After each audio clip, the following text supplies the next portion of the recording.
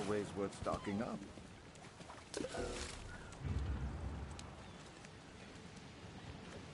Let's Usually throw back the small ones.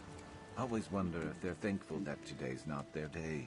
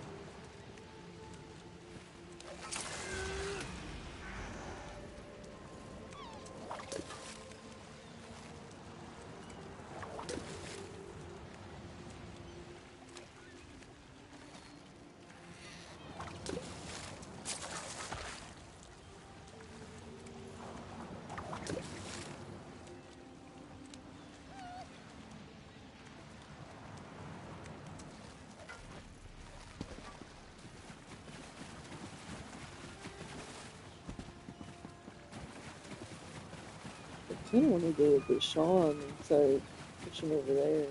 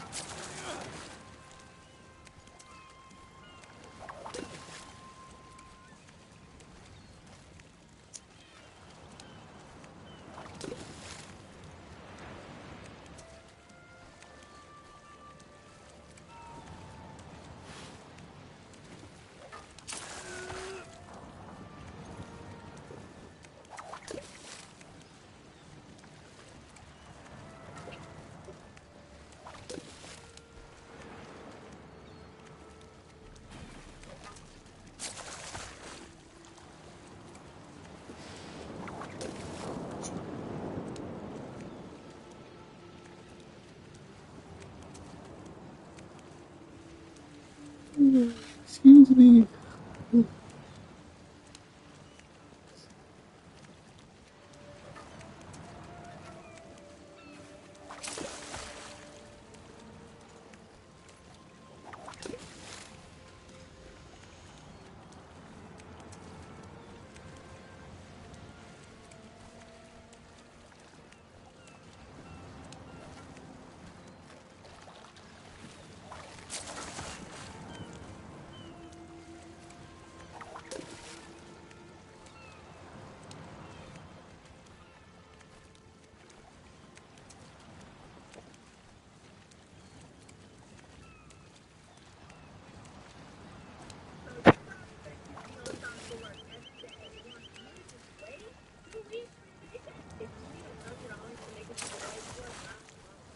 Great catch. Spend time with See if you Simon. can hook him up. That's the craziest thing you've witnessed. My mother worked in an asylum in Ireland. This was in the early 60s. She loved working there, despite the fact that some of the patients would physically try and kill her. One patient always stuck out. Every day, he would tell my mom he was going to kill her when she finished work. She knew he loved music, so would tell him she was out dancing that night, but couldn't wait until the next day, which was sleeping. The next day, he would forget what he had said, then would threaten her again, and she'd say the same thing again. This went on for a couple of years, if you worked there. Story 2. I was in an adolescent inpatient facility for 30 days. Two people come to mind. One kid named David, who was very tall for his age. I think he was only 13.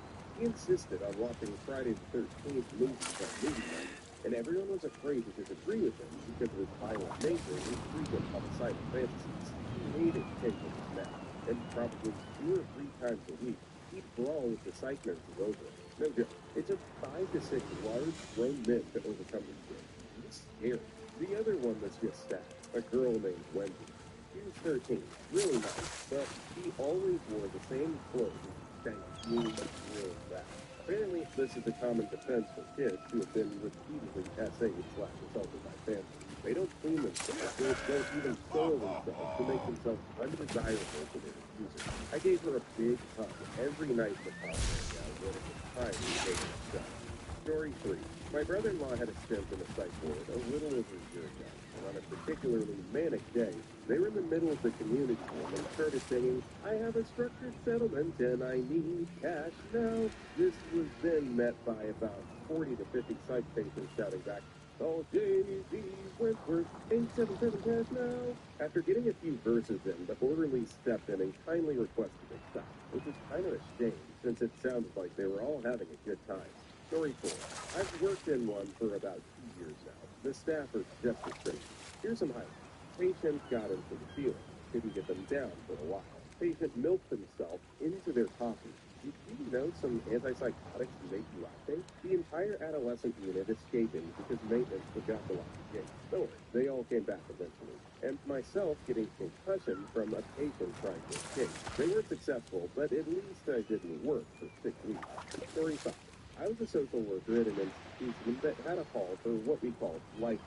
It was essentially for people who had no hope of ever being released due to their condition. Anyway, my hall had 14 beds and it was full. There was this one guy who was huge. He was 6'7" and about 350. His name was Simon. He suffered from drug-induced schizophrenia and had bipolar disorder. He talked to himself all day, but never talked to others. All the other men in the ward were scared of him. It was my day to do first shift. I got there early to start on some paperwork I needed to finish. When I got my keys in the door, I heard Simon hit the door with his fist. I looked through the tiny window on the door, and he in the hall was covered in blood. I panicked and called security for backup because I thought he had killed somebody. Turns out, Simon was in the throes of an extreme manic episode and had managed to walk the literal soles of his feet off. Other medication he was on thinned his blood and led to him bleeding all over the place. We checked the camera footage, and he had walked and talked all night. The orderly, who was fired that day, had slept through his whole shift and never heard Simon walking back and forth. Story 6. A girl grabbed my toe while I was sleeping. I woke up and said, "What the heck?" and she ran up. I went to the front desk to complain, and while I'm talking to the lady, the girl jumped on my back and clung like a monkey while screaming. It was bizarre. I threw her off me, and the lady just said, "Sorry about that." LOL. So low-key, okay, that just sounds incredibly disturbing if you sound asleep and then to be awoken by somebody. Sorartan Zone Guild Wayward Travelers is recruiting active players to join 18+ Social Guild. We explore all aspects of housing, PvE, dungeon, and trials. All levels are welcome. Press square to join. See you there. Shatterproof wired glass, so the nurses could always look in on us easily. And the bathrooms had no lock. Myself and another girl were in for interaction. Another guy was wanting to self-alive himself to the point where he couldn't have any cutlery but a plastic spoon for meals. No blankets, leather pajamas, etc. And then there was a young homeless guy who was hit by a car while speed wheels were changed, so his leg was in a full cast. Yet he still had a habit of sneaking around in his wheelchair and holding extra supplies from the kitchen, the kids' playroom, the nurses' stations, etc. So they kept him in one of the psych wards. We formed a weird little club and would often play cards in a lounge area together. Conversations would go something like this. Me, "Hey, does anyone want this tea?" Snuck it into my pocket, so nurse thought I ate it. Homeless kid, "Oh, shit, here, you can have these breads I swiped from Craft House." Other interactions, "I'll get you some ice cream and saltines if you..." There is a better way to make sure you're getting all the vitamins your body needs, and the word mental health. To find me some sewing gear, I'm going to sew some batteries into my hair scrub for my next yoga day. The Sweet Roll Champions, Asphyxiatix. I just ran Infinite Archive W/new friend, and it was crazy LOL at _at. The funniest thing I ever saw, spent total of about 2 years in my teens and early 20s. A kid in seclusion who was having a genuinely good time making stacks like a living nightmare while he was in there. Took apart the plastic mattress, tore the foam inside into small pieces, donned the empty mattress and started yelling, "I'm Gandhi, damn it," while tossing the pieces of foam around like a face. Even most of the staff were laughing about it. Story 9. I worked in involuntary sites for 5 years as a technician. You see a lot. Some genuinely funny and lighthearted, some very gross, well, a lot, sadly. I had an older gentleman that looked and dressed like a member of the Rat Pack. He was a lifer, maybe Todd if he was on his head. His thing was he had no control over his speech center and would just scream at customers all day to whoever was moving. He'd say something like, "I used to work down at the mill and my landlord or I would be in trouble at my uncle. That was him asking me for a cup of coffee to drink. I miss him. Very sweet man with a living relative. Sometimes patients would come in that had been around a few times and knew the system. They won't force you to take meds in jail, so these guys would act out violently to get to jail where they wouldn't be forced to take meds. I responded to a call from staff. I was in the nurse's station doing paperwork. Now that's the type of catch worth bragging about. The day room at a flat run. Dude heard me coming and waited in ambush in a 90-degree corner right at the end of the hall. He had picked up one of the light plastic chairs he had and he swung it at me like a bat. I managed to get my arms up the block, but he stepped into the swing and used the chair like a lever. He was 15 feet back down the hall. Ready to ride. I weighed about 150 pounds. I managed to get away with a small bruise on my arm and back. The patient got what he wanted and was sent to jail. One of the places I worked had these People say fish smell bad. I say anything smells bad if you leave it out long enough. Was assigned to monitor the yard, and we would usually sit on a bench where we could see everything and just chat during yard time. So this patient was the other ward was sick on. Smelled great. He had paranoid delusion. Real tinfoil. I said to them, "Hey, do you know the one place where the government won't rob you? It's the home." To my amazement, it worked. Happily, he went to his unit to take a shower. 10 months later, this guy comes running after Gordon in the courtyard. Buck naked and soapy, being chased by 2 other cats. I felt a little responsible, so I joined in the chase. He ran around the courtyard a few times before we chased him back into his unit and to his room. He jumped up on the bed and slept down. With the one of my cases, I let the other 2 cats escape the lead. The guy's face was left. I always find myself in a better mood after a meal. The 2 cats lunged down and managed to get a hold of his sweat down. Did I mention he was so swift and bloody that he had already literally slipped out of our hands a few times? And the whole group of them slipped their way onto this second bed together. The patient got turned face down and landed on the bed. One of the unfortunate cats slipped on the tile floor and landed nose into the patient's blood. I'll never forget that. Story 10. When I was 19 and it moved the first time, I was anxious already and kept barely sleep the first night. My roommate was quiet, which didn't alarm me at first. The next day, I went into the common room and talked to some people, and then later went back to my room, and found that my roommate had scribbled signs all over the wall, and was talking to himself. I was terrified and grabbed a nurse and tried to talk to her, but couldn't make any sense out of what she said, and I asked to stay in another room. I stayed in the restraint room that night myself, and woke up the next morning to a fight. Tasty's Trading Company, Tasty Jealous God, welcome. One guy pulled out his male chicken heart in front of the wrong patient, and he got punched. Then, later that week, I was cornered by the same guy who pulled out his male chicken heart and asked if I wanted to have sex in the bathroom. I literally cried after that. It was effing terrible. So, I would say my whole is twisted. Story 1. Not a patient, but an employee. Seen countless patients attacked by other patients. Many serious injuries, and a couple that came close to death. Some of the patients' backstories are wild. Some are almost unbelievably tragic. Some are legit criminals. Some of the most foul and disgusting personal hygiene I've ever witnessed. Worse was a patient who had no concept of using a restroom. They simply crapped or pissed themselves wherever they were sitting or standing. It was real fun when they decided to do it during mealtime. I think the most shocking thing, though, is how you can have these truly awful and psychotic patients who turn out to be genuinely cool people once you get them on consistent meds. I'm talking 100% better. Of course, then they get discharged, stop taking their meds, and the cycle repeats.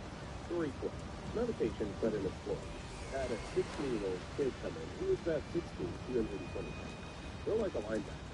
I found out, since he was technically a child, he somehow ended up in his pocket. Very good at security. He ended up in Switzerland and TV guy on one of the teams and got sent to hospital. kid had a violent streak, the likes I hadn't seen before. He knew he was stronger than most and liked to fight unprovoked, and it always took 4 to 6 people to restrain him. I'd never seen a patient spend more time with him in his safety room, an incredibly small, padded room with nothing in it. His parents wouldn't authorize his move somewhere else, and they wouldn't take him home either. We were not equipped for someone with his level of violence, so there he sat for 1.5 years. It wasn't like a single incident that was crazy, it was the entire situation. Story 13. Not a psychiatrist, but an inmate that was very sensitive. He was very sensitive. He had apparently been arrested after being drunk for the better part of the last month straight, and was withdrawn hard, as well as obviously not being all there mentally. He was in his own isolation cell when everyone had heard him screaming all sorts of birds.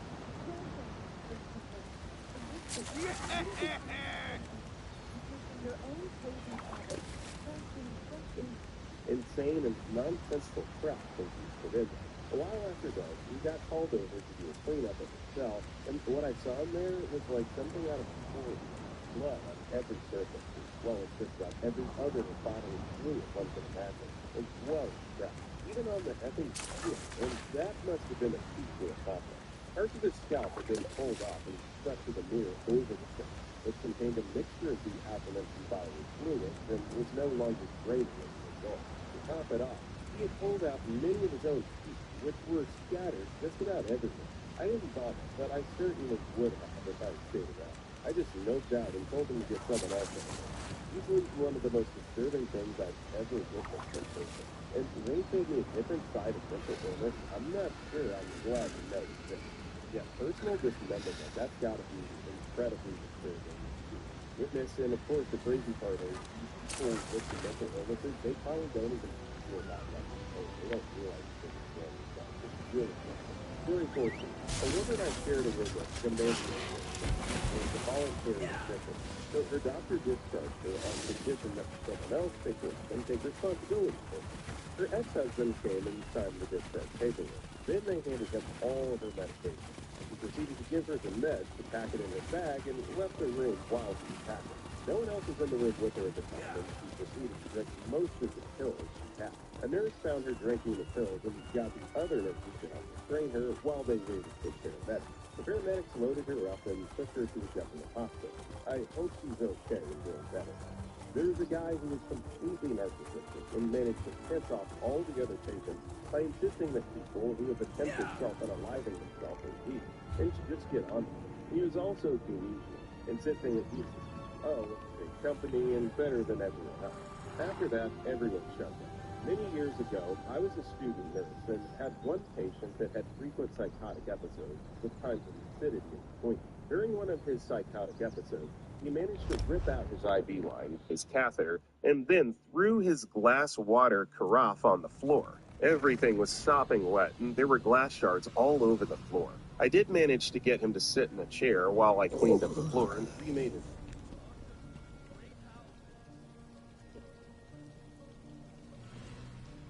bed with dry bedding. Then I tried to dress him in dry PJs.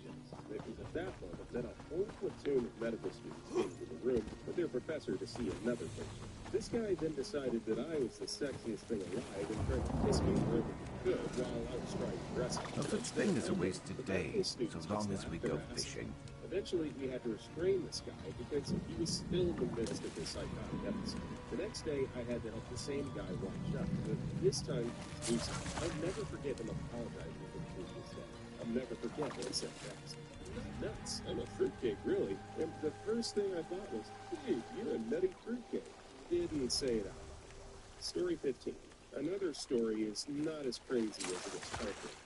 But in my time, I've seen my fair share of self-unaliving radiation patients, but only once have I seen someone who completely, in every possible sense of the term, is getting it. Unlike anyone else, he was 60 plus and spent his whole life homeless and in and out of institutions, living with his brother and his brother's family periodically until the patient became too much of a burden for the family. I spent every shift with him on a one-to-one in order to have eyes on the patient 24/7.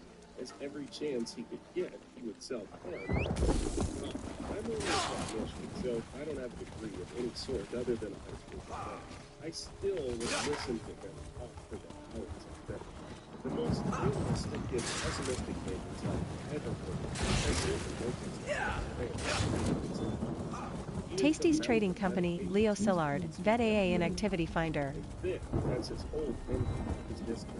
I'm not a doctor or certified in any way. My village must help. But I can't believe he was given the okay to be released. This event sticks with me because I was left without any answers or explanations of what happened. The next day, his room was occupied by a free patient. The Sweet Roll Champions, a tag, Rev9, hey ya.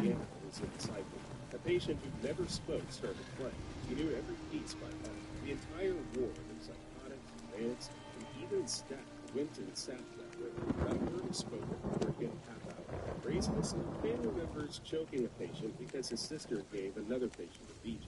A guy who thought he was Jesus convincing the entire ward to meet on the balcony and discuss ways of hurting them. A guy would run away every day, steal a car, and drive back to the ward. Speaking of power, here. Okay, so just random observation, but how is this guy able to break out and steal a car once, let alone daily, unless this is all just in his head? Story 17. I work in EMS and volunteered in the psych ward recently. So my experience is always a bit superficial, but the craziest part for me is how a lot of patients oftentimes act completely normal and rational. I've transported a lot of people to a psych ward that they were diagnosed with all sorts of illnesses. But from my interaction with them, they were completely normal and just had some general anxiety. A lot of people I've observed and wondered, what the hell are they even doing? Story 18. Guy had a tattoo carved into his neck. Apparently, he took a pin in his fist and repeatedly carved it into his skin right on his neck. It looked very scratchy and was still red, despite it apparently being critical. I know how it's really young kids grip a crayon in their fist and Impressive. bang it against the paper. See, work is for people who don't know how to fish. Put it below the left ear. That was exactly how he must have died. Story 19. The saddest thing ever. They had brought this lady with dementia into the house. Her husband had just died and she was not doing well. We would be sitting in a group and she would look up and say, "Oh, there's a guy, Bob. He doesn't know where I am." Then they would ask her where Bob was, but she didn't know. And then they would tell her that he had died. She would break down and they would take her back to her room.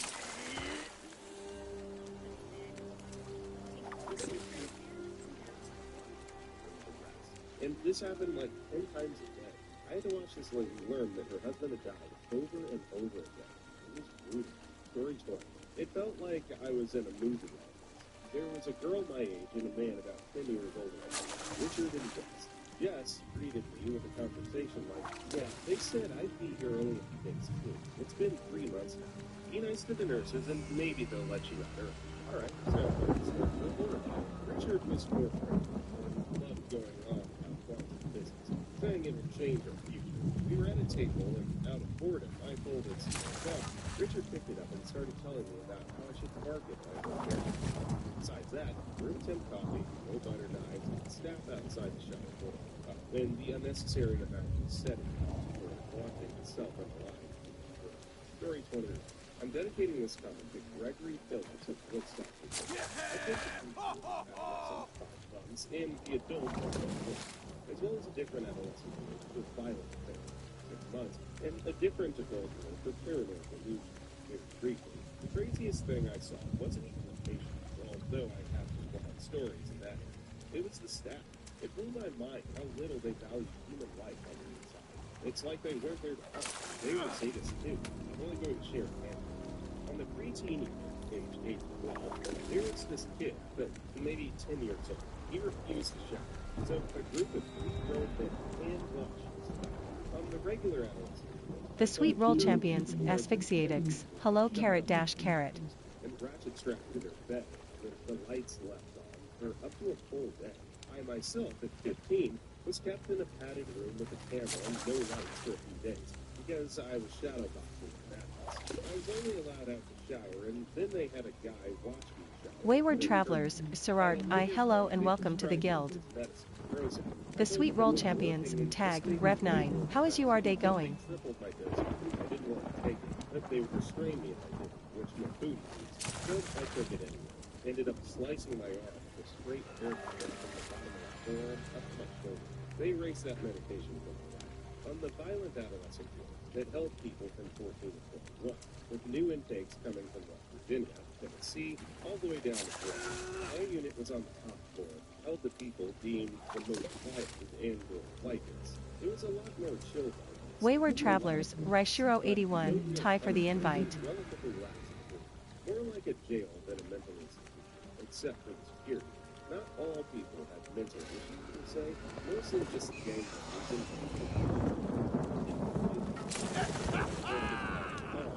now that he's on the inside wants to act like a thug to try and avoid getting fingered.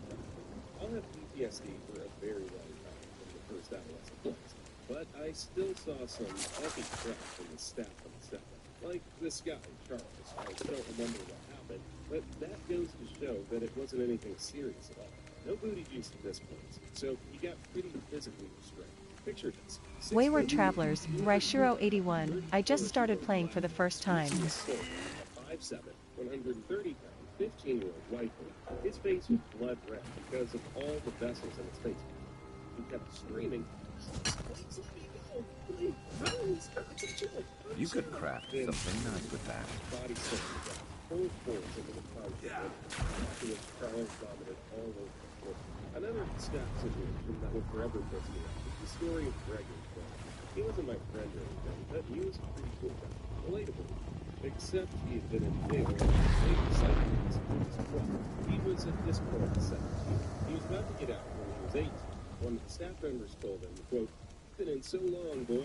You'll be fine." Yeah, you never will. Wayward Travelers, Sirart, for some reason I can't get a new code for Discord, working on trying to fix it. A decision I completely understand. After 6 years of that, I'd rather die too. It's weird because I've had quite a few people. Greg, I didn't really even know that well, but he sticks with me. I still see his face sometimes, walking around in Harvard or in line. He could have had a life. He made his own choices, but they didn't help him. He needed help, and they wasted 6 years treating him like an unwanted animal and a criminal that couldn't be helped. What else was expected? Small Blue Rose says, thanks. Wayward Travelers, Sirart, it's a good game, lots to do in the game. Wayward Travelers, Small Blue Rose, thanks.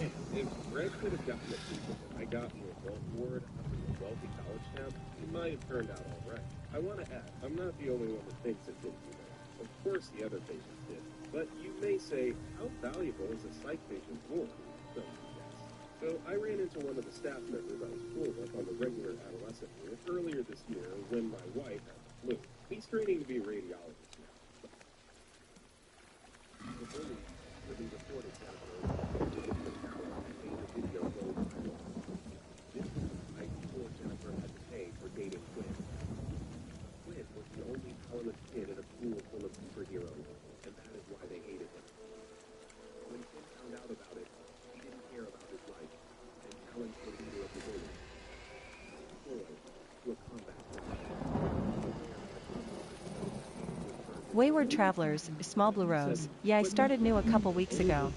4 months because he did want to be a part of her children. His exact words. Story 22. Once had a new angler ask me first time to I fish. just kind of Easy had a bit answer, of I imposter said. syndrome because It's I saw right people now. zoinked out of their minds with schizophrenia or bipolar meds or whatnot. And there I was, just kind of like sad and want to die sometimes. The craziest thing was how hard they tried to shove religion down my throat. Seemed almost criminal, to be honest. Story 23. I visited the psych ward as part of a mandatory course and spent a couple of days there practicing interviewing patients. My personal worst memories are the old man who was catatonic. Wayward Travelers, Raishiro 81, cool, am loving it so far. He looked dead all the time. And the lady who kept she hallucinated on her skin. I can't imagine what it must be like living like that. But it's heartbreaking to watch. I knew some of them could/had their life. I knew the ward was locked for a good reason. But these two are mental health. Please take it seriously. Story 24. Had a rough time my first time. Almost unalived myself and got put in psych for a week. The ward was a chaotic mix of Alzheimer's patients, detoxing addicts, and us mental health folks. There was a separate unit for the older folks, but it was overcrowded my first night there. So I, the so-called mess coming off the sedative, had a month-like old woman for a room. Wayward Travelers, Small Blue Rose, same, I've really gotten into fishing recently. Getting in my face. begging for me to help her escape. I told the nurses, but they didn't care. I was able to go in and out of sleep briefly and woke up to a horrible smell.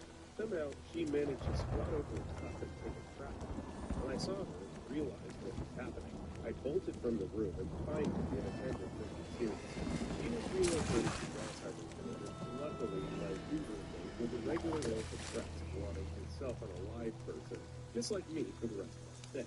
I could go on and on about the neglect and abuse from the staff, but that was by far the most extreme experience I had. Story 20.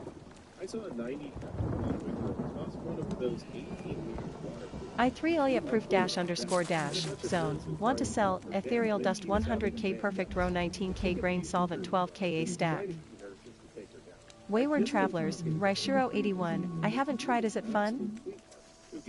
Tasty's Trading Company, Leo Sillard. Need 1 DPS for Vet AA. Activity Finder.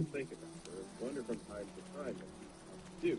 We're briefly in contact, but she dropped off the face of the earth.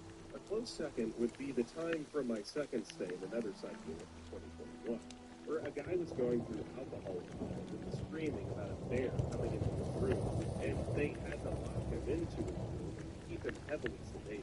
When he was allowed to mingle with people, he was still relatively sedated, so confused and lost, and kept asking me and other people if we knew what happened to the bear. Pretty sure he was an absolute hardcore alcoholic that had fried his brain, and I felt pity back for him. Story 26. It was me. When I fell asleep due to a large amount of meds, the shock that was giving me, I was knocked out cold, constantly. I remember waking up due to the male nurse having to hold me down while they administered the thing that was knocked me out.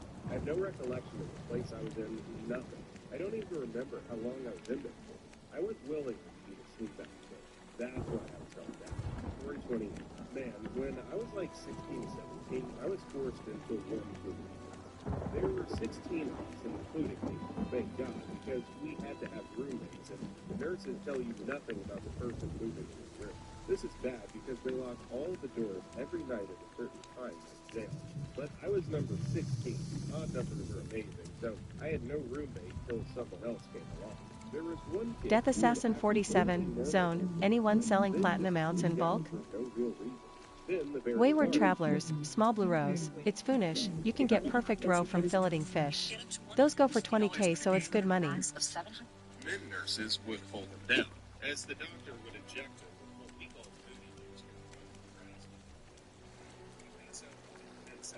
Then they drag you to your room where you wake up 3 to 5 hours later, and everybody acts like nothing happened. He wasn't the only one to get it.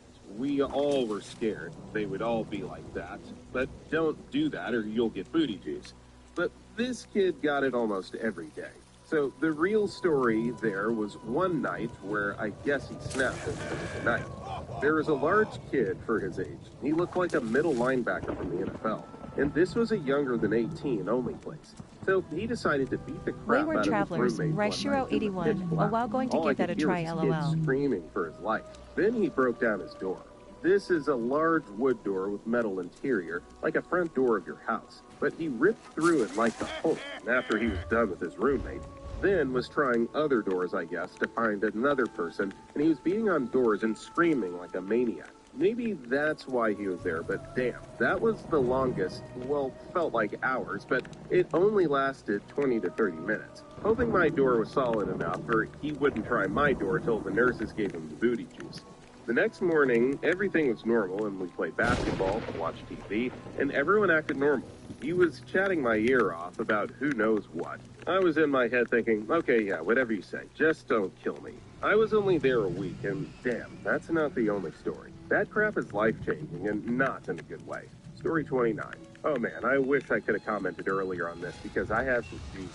This is sure to be buried. However, I was in a long-term facility in my early 20s.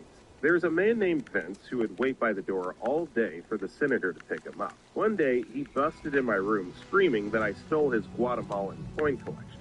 Bless him. Willie, another man in that same facility, would follow me around and whisper that he was going to kill me and my mother. Bessie was another patient there, and she would have violent outbursts in the middle of the night. She fought off 2 staff members and was subsequently transferred to a more appropriate facility for her, not jail. In a different facility I was in, a woman named Catherine would go into people's rooms while they were in group therapy and try on their underwear. I've been in multiple facilities and met tons of interesting people, but these were the standouts. Story 30. This is maybe a little different than what you're expecting, but the most shocking thing to me The Sweet was how World the system in the Champions, U.S. is so asphyxiated. scarily Pretty good. easy to Just fall ran Infinite into and Archive get W stuck slash in. new My friend, mom and it is was crazy. bipolar and At also has a underscore at. narcissistic personality disorder. So growing up, she was extremely controlling of me. Saw me as an extension of herself, basically. She didn't like it when I went away to college and had cut all ties with her. I was naive and finally told her that since I was self-funding my education and was an adult, there was nothing she could do to control me anymore. Boy, was I wrong. Hours after I Kill me, asserted my Draugr. independence, Zone. police Call in knocked group on my finder. door. They politely informed me that my very concerned The mother Sweet had World requested a Champions, wellness check, asphyxiated. reported that I was What? at risk of harming myself, and that they were required to arrest me. I was cuffed and put into a cop car right then and there, and they took me into the local emergency room for evaluation. This emergency room had a separate psychiatric section, and I was locked into a padded room with literally nothing. No phone, no bed, just an empty, white, padded room. I was left alone there for 13 full hours with no food, and no one came to check on me. I had to Tasty's use Trading the Company, bathroom and so underscore eventually cal couldn't underscore hold it trash. anymore. Can I was any about to tank leave help for finish work dungeon right hours when bailed the cops Marslock came, normal? and wasn't able to call in, so I was worried about what was happening with my job. I was extremely stressed out by the time the Wayward doctor came to Travelers, assess Small Blue Rose. didn't ask Go up for to it. splashy spots in Only water, said pick that the they right were bait and hit wait. me and You'll asked know if when I a go fish is hooked by voluntarily or control vibration, involuntarily. or watching for the Explained struggle that voluntary animation. meant 3 days. The I Sweet World started to try and Champions, explain what tag, happened. Rev9. She Just said that she questing told me ATM yeah, that arena can be involuntarily crazy. and just left. A nurse did eventually bring me food, water, and a gown, but it was another several Gorgeous hours stuck in sketch. that room If it wasn't alone. worth so Eventually, much, they I'd transferred say me let's to leave an it right inpatient here. center. They loaded me up in a transport ambulance strapped to the bed, and off we went on a 5-hour drive to that facility. The ambulance guys were the first ones that actually listened to me after the whole mess started. They released my hands and even let me smoke cigarettes in the back with them.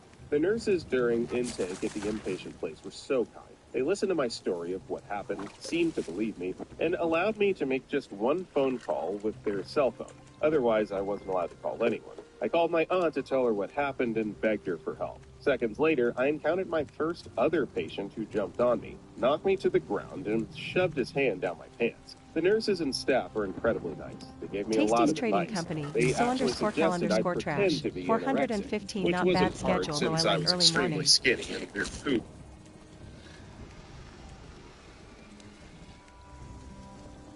Tasty's Trading Company, so underscore cal underscore trash. MT LOL.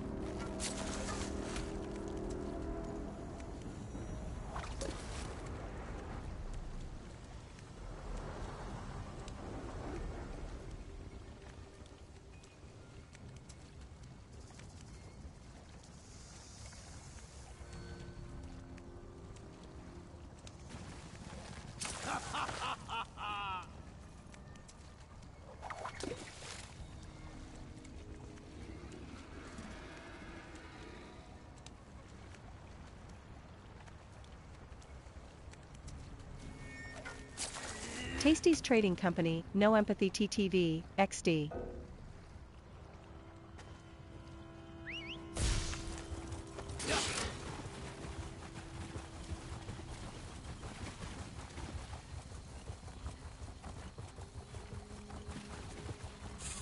Never a dull moment.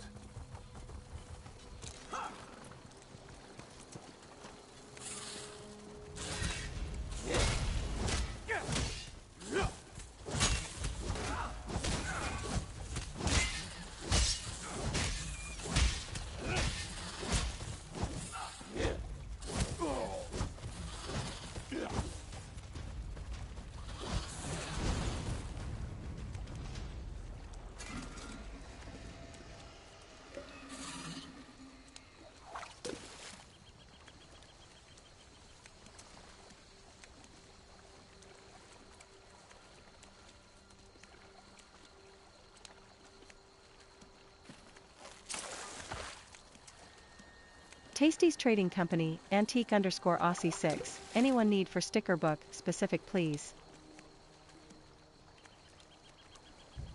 Tasty's Trading Company, antique_Aussie 6, ice staff of the trainee. Tasty's Trading Company, antique_Aussie 6, Griffin's Bow. Tasty's Trading Company, antique_Aussie 6, axe of the trainee. Tasty's Trading Company, antique_Aussie 6, battle axe of the trainee. Tasty's Trading Company, antique_Aussie 6, maul of the trainee. Tasty's Trading Company, XIALXIXLILI9, ice please. Tasty's Trading Company, antique_Aussie 6, jack of the trainee. Tasty's Trading Company, Sorry, guys, I'm snacking. XIALXIXLILI9, and male. Tasty's Trading Company, antique_Aussie 6, girdle of the trainee. Tasty's Trading Company, XIALXIXLILI9, mall asterisk. Tasty's Trading Company, antique_Aussie 6, gauntlets of the trainee. Tasty's Trading Company, antique_Aussie 6, sabatons of the trainee.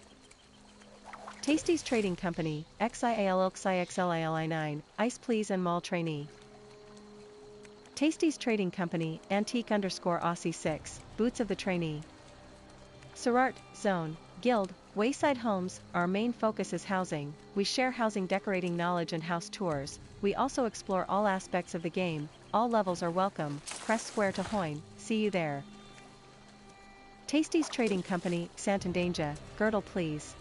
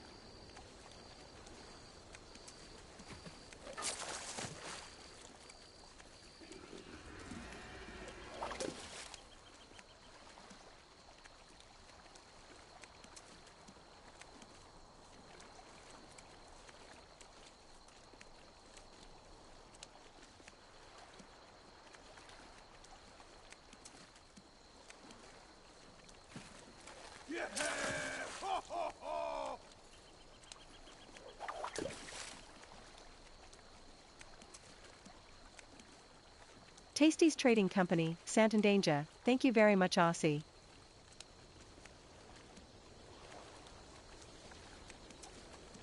Tasty's Trading Company, XIALXIXLILI9, Thai.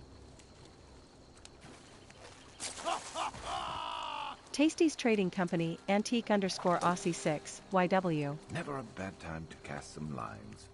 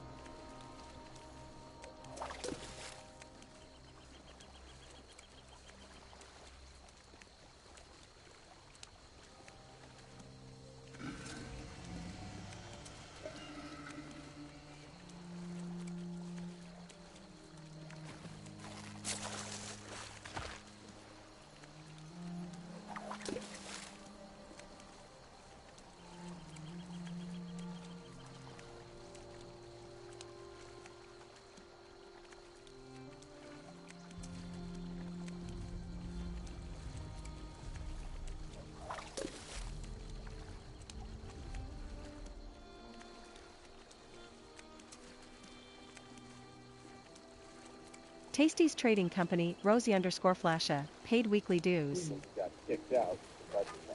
Story 37. I was Tasty's there trading twice company, in the No same Empathy week, once TTV, myself on a live GG. vacation, almost back to back. Oh my God. I could write a book about either time. 30 days in a mental hospital is enough for one. The violence, story, crazy. You see, do you mean the people or what happened? How about this? Lindsay asked me to get her a newspaper I was reading, and I said no.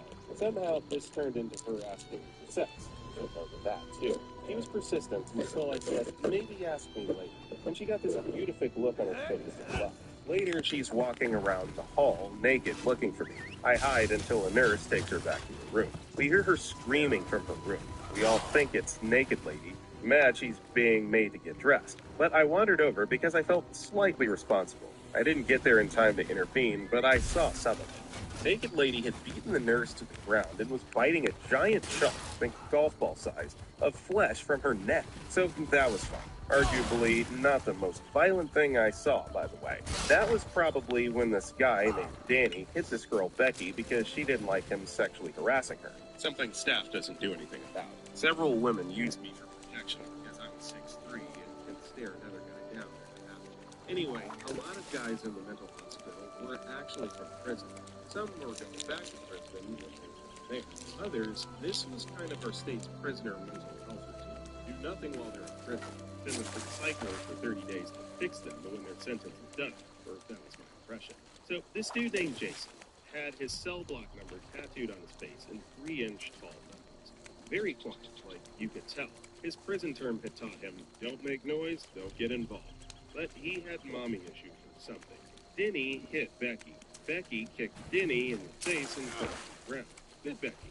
I liked Becky if you discounted how crazy she was. Jason became effing Batman. I'm not effing kidding. 1 minute he was sitting on the floor across the room. I forgot he was there. Then he was somehow 12 feet up in the air. He landed on Denny, who had just got up and put him on the floor again. But he landed in a way so he was sitting on Denny's chest. He then started punching Denny. It was effing brutal. It was a goddamn mess. Somehow...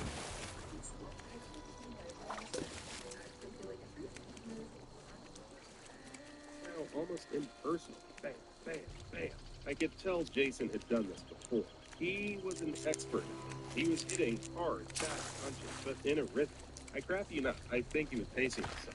Fast, hard punches that don't overexert yourself. You're going to be punching this guy for a while, but you don't want to tire yourself out. Denny wasn't all the way out. He was flailing his arms around and screaming. I didn't even think he was doing anything, but when they finally showed up to stop the violence, they break up fights quickly, but at their convenience. Might be 1 minute or 10.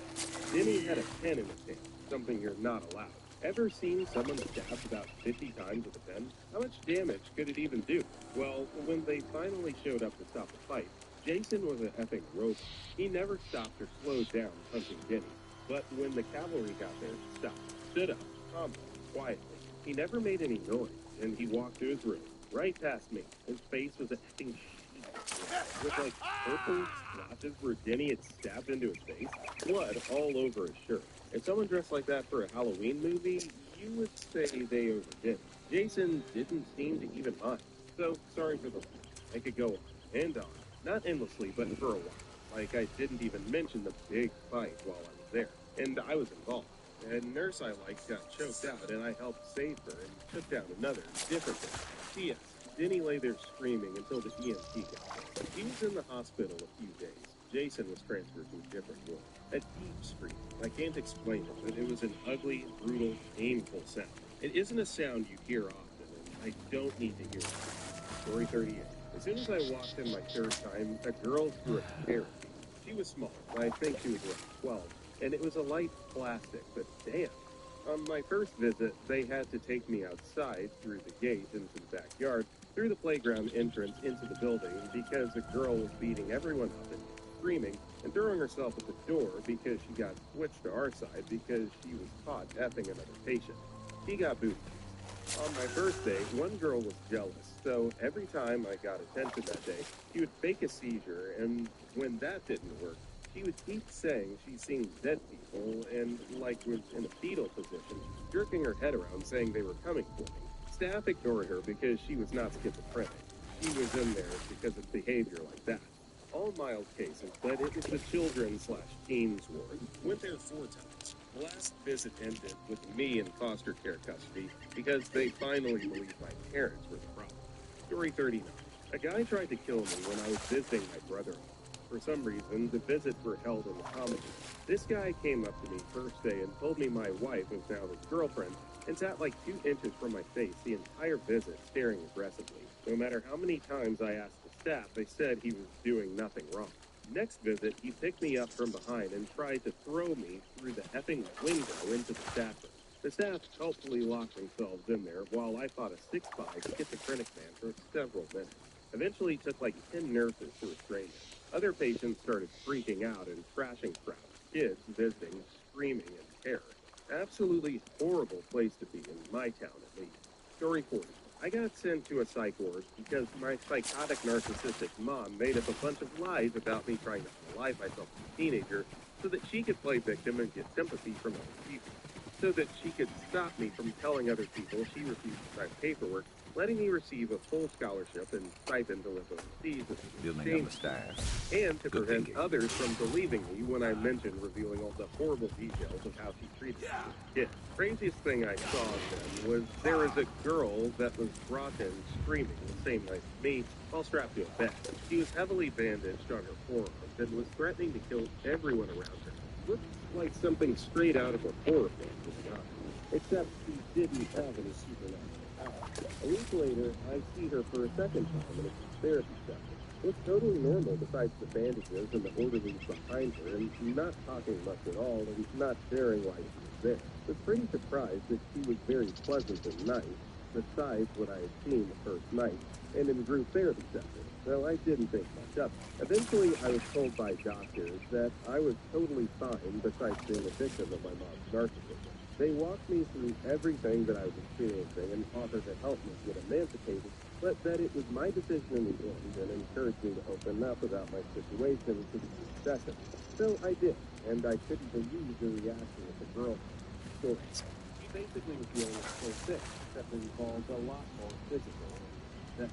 And before I knew it, I took over the session, detailing how she was receiving cycle. Apparently, she was being essayed by her father, which she said in the non-compliant. But then she started telling her that she was going to kill her mom and force her to marry him and have a daughter for him to play with before not being told.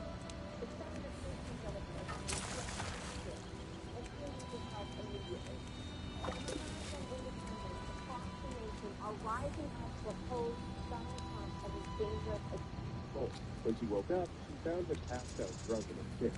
So she tied him up with everything in the house she could find to strap him down so he couldn't move and then forced him to wake up.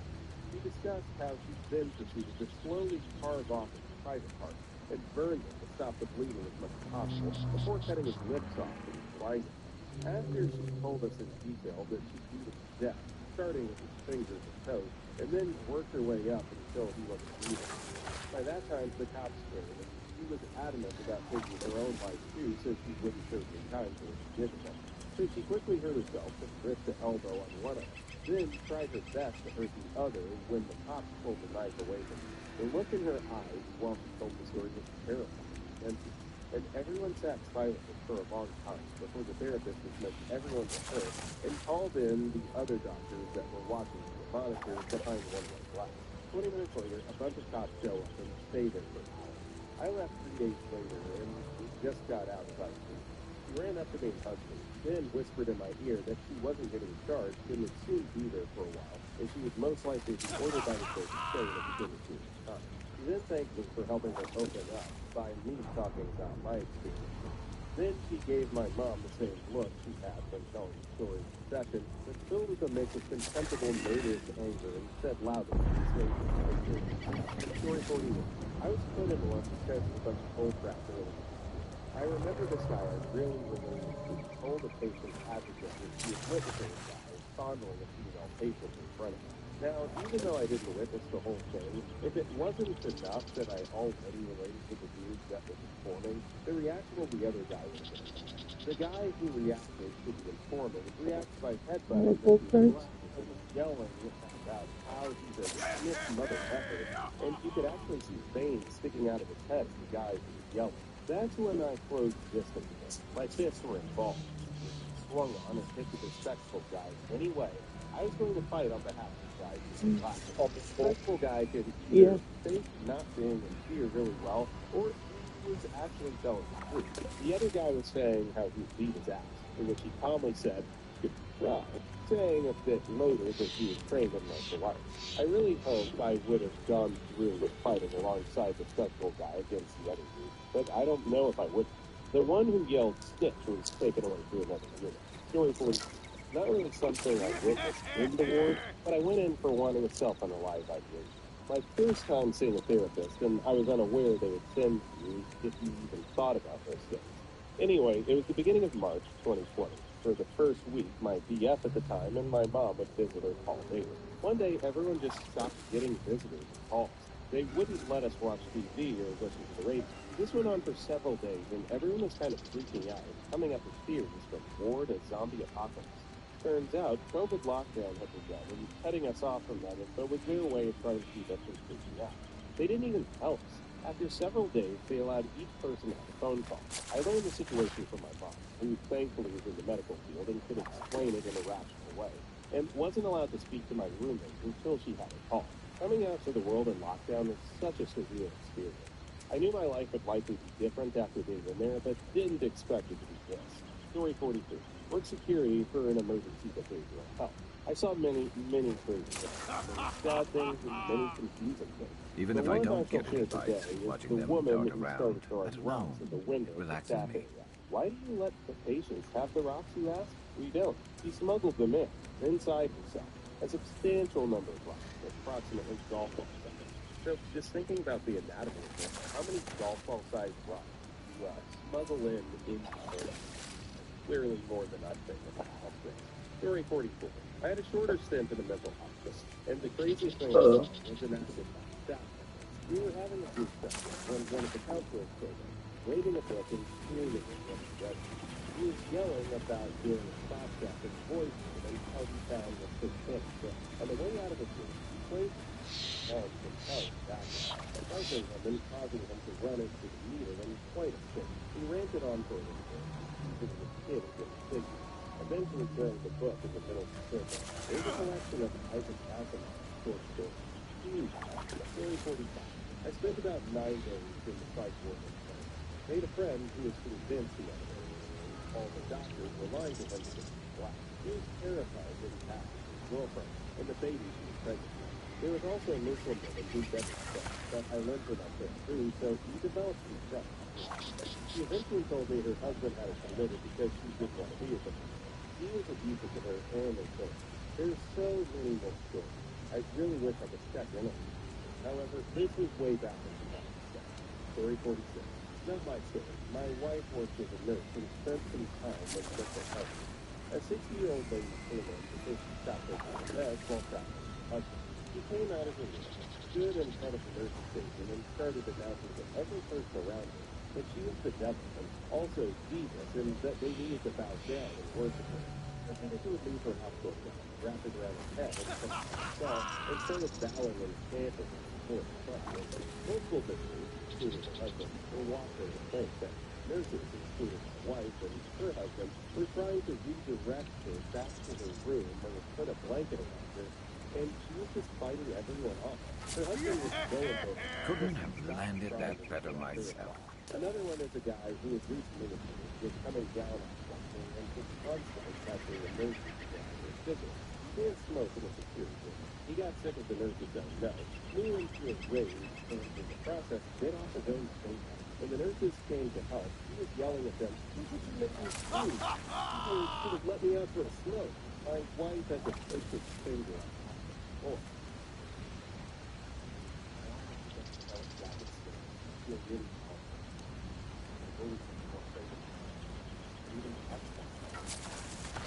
they're all wondering.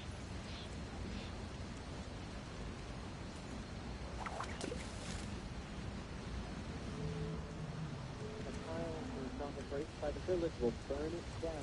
Realist one. What is an example of this that you've seen or experienced firsthand? I used to be into amateur radio after Coach Tiffany and death.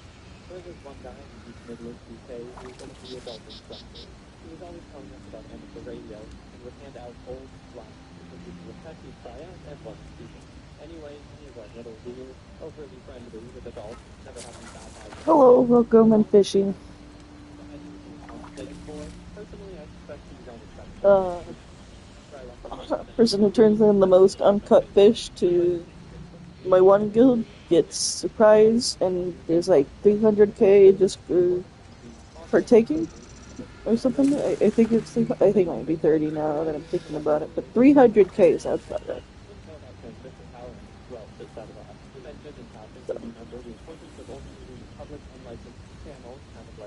Radio in the U.S. on express very low power settings of Apple One. He mentioned it was because Mrs. Miggins, trying to be getting enough sleep, wouldn't understand the idea that she could hear you, but completely that much would be fine. He was correct here, and it's also a criminal offense to transmit at higher power on these frequencies, even though it's not enforced. Anyway, this got someone's back up, and he was kicked from the group for drinking. After unsuccessfully asking to let back in, he set up a large antenna in his back garden, set up a super fancy aerial with office with a 30-watt transmission system. This is really quite powerful. He now turns this on for several hours a day on whatever channels the radio club line super human beings. So the importance of good etiquette. And this means nobody can use such frequencies for hours at a time, as it just sounds like someone having a one-way conversation on it. He probably could get arrested, but that doesn't seem to bother him at all. No, I really feel for this guy. When you have any sort of social anxiety or issues, in a group is very important, and very important in general, I should say. And then he's removed from that group for really just being you. That's stuff, man. And while I think his revenge is kind of warranted, what I hope for more is that he finds another group of people to, I don't know, hang out with, talk about interests. Just a good group of friends who, Story 2. I worked in an office for Fortune 500. One of our longtime team members, he worked at the level 3 employee for quite a while. He was good enough to be a level 3 or level 4, but never to the office because he was a single mom, and was on public transport, etc. Her friend she started at the same time she did and was a level 3, working up to a level 4. He and she were all good, until he discovered that she made more than she, because she was constantly getting merit raises and performance bonuses. One day she made an honest mistake. I was trying to just switch to a different protocol for billing, and she accidentally did it the old way. It was a no harm, no foul situation, but she went to level 4 employees and senior management and suggested she should be fired. They all went to HR, who said that there was no valid reason to fire her, but they could move her to a crack. If you haven't dry into sad, I tried every scalp treatment and my scalp treatment said that there was no valid reason to fire her, but they could move her to a crappier team that would basically guarantee BNE Buckshot, Zone, Mythic Ethereal Ambrosia. We were going to be off for 4 days for Christmas, and we quit Thursday by leaving an after-hours voicemail. We knew that the message wouldn't be received until Monday morning, so she sent out an email to the entire building, timed to be sent at 11:59 Christmas Eve. The email detailed how she was having an affair with her brother-in-law while her husband was deployed, how one senior manager took this job because he was fired for embezzlement and lost his GPA license, and how one of our male level 3 employees requested a transfer because our marriage department manager was harassing him. We got in at 8. BNE Buckshot, Zone, for available /38k each. Monday morning. Quite a few people took that day, and for things that all could have been avoided. Edit. I've run into G and P since then. G is thriving. She got a stern phone call from the company, and they tried to withhold her last paycheck, but that was it. He is, well, a little more humble now. He was going through some serious crap time, and while that doesn't excuse any of the crap that she did, I think the letter was wake-up call she needs to fix her life. Story 3. I work with kids who have mental health issues. Many of them attempted to take their own lives, run away, self-harm, or have an addiction of some kind by their mid-teens. They always have some kind of traumatic family life that pushes them to that problem. One thing we see again and again is the poor kid who comes in after parent or guardian has belittled them and told them what a piece of garbage they are for years. Eventually, the kid starts acting out, which the adults use as proof that he or she was right all along about the kid being an awful piece of crap.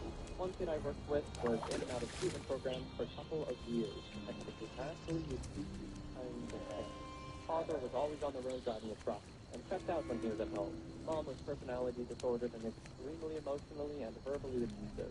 One day, while his father was on the road, this boy murdered his mother by bludgeoning her to death with a hammer while she slept. Then kept her body in the house for a few days, abusing the corpse before stuffing her remains into the trash can and leaving them on the curbside for pickup. Not to belittle an absolutely horrific happening, but this really sounds like a Criminal Minds episode. Like when it comes to motive or origin story, whatever you want to call it, yeah, this kid has one. And while it's easy to say, oh, but not everyone who is treated like that does this, true, but it's hard to not feel like it is at least a little bit understandable. Story 4. This could be applied to my soon-to ex-husband. He has mommy issues, he has daddy issues, he has sibling issues. Basically, his parents divorced when he was in grade school, and no one really ever parented him from that point forward. His dad left. His mom, in my opinion, has no sense of accountability and can never be wrong about anything, though not exactly a great role model. She restarted her career after the divorce and left him in the dust. My husband never really healed from the aftermath of the divorce. I can understand. My own parents' divorce negatively affects me to this day in some ways, though my parents are the polar opposite of his. They are extremely involved and giving. I think the more my parents involved themselves in our lives, the more we realized what a parent was supposed to look like. When our baby was born and my parents worked to be helpful and bond with him, I think it almost showed a giant magnifying glass on the abandonment issue he had buried and run from his whole life. He trapped me with fear, ran away with someone, threw me and my loving family away, but briefly got the attention he was yearning for from both his tragically absent parents in his time of crisis. That didn't last too long. He burnt our marriage and the life we had built over 10 plus years to the ground. He felt so sad and wanted me to feel as badly as he did, though any warmth he enjoyed from doing so quickly dissipated. He regrets everything. Update. We have been separated for months, but within the past 6 weeks, he's been trying to open the door. I've been patient with him and encouraging while he tries to find the right specialist. He called me tonight to tell me he's back with her, so I guess he doesn't really regret anything. And just FYI, I was still in denial about having to get a divorce. It's stupid, but I wanted to work through some of this even if we couldn't stay married through therapy. I'm 100% done. Sorry about it. My uncle, he was always the blunt. He got a full ride to teen college, got a really well-paying job, got married, and now has a child who's a few months old. My grandparents, his parents, always thought he was a disappointment, as he was their only son. He knew this, and they verbally abused him for a while, but he never lived up to their expectations. Turns out his parents and all four of his sisters ran themselves into quite a bit of debt, and we only found out as he was nearly done with college. They came to my uncle for help after he found employment, and he basically gave my whole family the finger, except for them to help themselves. I'm literally the only one of any of my cousins or siblings who bothered to contact him years after the whole ordeal. At the time, I was still Never a bad time to cast some lines. by myself. So I contacted him via Messenger. His wife is a lovely woman. His daughter is so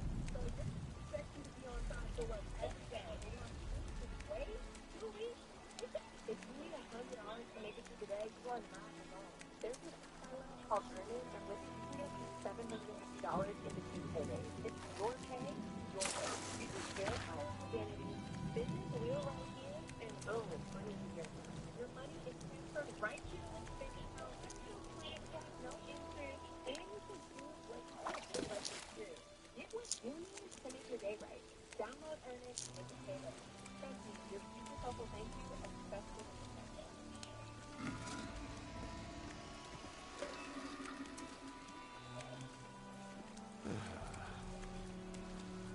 Did you guys get a six for a body odor? It's secret by tomorrow. cute and gorgeous, and he is still the same strong, kind-hearted man that I remember. My parents know I'm in contact with him, and they don't care. I'll be staying over at their house for a little while next week, and I'm so glad I was able to meet my little cousin. I don't know if this really fits the prompt all that well. It's a great, uplifting story, don't get me wrong, but he didn't burn down the village. Instead, he simply walked away, found his own. An extremely responsible and level-headed decision, to be honest. I'm thoroughly impressed. Story 6. I guess I would maybe count for this. I cut my relatives out of my life when I was 19. They spent my life tormenting me and treating me like dirt. With me gone is my aunt, my uncle, my grandmother, and my dad. My dad being the youngest of 58 now. No younger generation to take care of them. My aunt would be prepared for that, but my dad and my grandmother were banking all their hopes on me caring for them in their old age. So much so they would make fun of me for how incapable I was of domestic tasks. For example, didn't learn how to use a washing machine until I Googled it at 19. But when I asked them to show me, they always made excuses. Your school should be teaching you that. You should know how to do that. Figure it out. I'll show you some other time. They never would show me, though. They liked having evidence of what a horrible, incompetent, and lazy person they saw me as. They also didn't want me to be able to live independently, because that would make it easier for me to move out, which would mean I wouldn't be at their immediate view. Wayward Travelers, Lundogs 5, tie for the invite. Year when I went to university. I wasn't planning to cut contact yet, but I was desperate for a taste of independence. My aunt gave me my birthday money early so that I could afford the deposit. I felt awful because my aunt was actually the only one who had ever stood up for me, but keeping in contact with her would have been too complicated, and I'm certain she would have put pressure on me to mend things with the others. Not even a month after I moved into the student accommodation, I got into an argument with my dad and finally stood up for myself. I cut contact, and with that I was expecting to become homeless once I finished my first year and my lease finished. I was too mentally ill to complete my studies and hold down a job at the same time. As luck would have it, everything turned out fine. A lot of bumps in the road, but I graduated, didn't end up homeless, and I'm now working in the healthcare system. I don't exactly regret cutting contact, but I'll admit, I should have done some research on my options for homelessness instead of hoping for the best. I nearly destroyed my life. Story 7. Kid went to school. He was in special behavior classes, and then was put into our class in 4th grade. My teacher was hard on him. One day, he came to us and was there. He was sent back to the special classes, which probably destroyed him. He continued on, and in high school, he was one of these close freaks. Always wore a trench coat and Texas, mind you, was into nerdy things. And I talked to him sometimes, but wouldn't really call him a friend. More just like was nice to him. He would be reading a D&D book, and we chat about that, as my uncle got me into RPG. In 11th grade, school went to no lockdown during some unknown reason. Found out he had taken his own life in one of the school bathrooms. First, he wrote letters to faculty and friends prior to. Story 8. I did this for my last job as a rehab tech in a nursing home. I was pretty free after a couple of months. My workload was literally doubled, and I never listened to about my concerns. I begged them to hire a second tech, even part-time, just so I could breathe and not have my mental state ruined.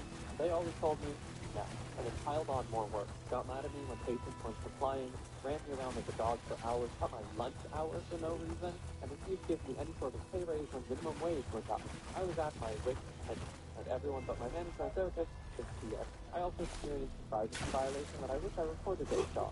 I was basically forced to tell my manager why I needed to take a day off and what the medical procedure I was getting was for. Another instance, I was told I was clearly gaining weight by one of the therapists and my manager, and then they laughed about it. I was so mad that I put in my 2 weeks, but I could Tasty's barely Trading sleep. Company, Critias_Maximus, Bath and Finder. Got my stuff in my wig, walked out, and went home. I sent a text to my manager saying I won't be coming back, and I blocked her. I felt bad, damn it, that I had nurses and aides telling me to quit because they saw how miserable I was. About a week or so later, they went into lockdown because of COVID. Story 9. My brother.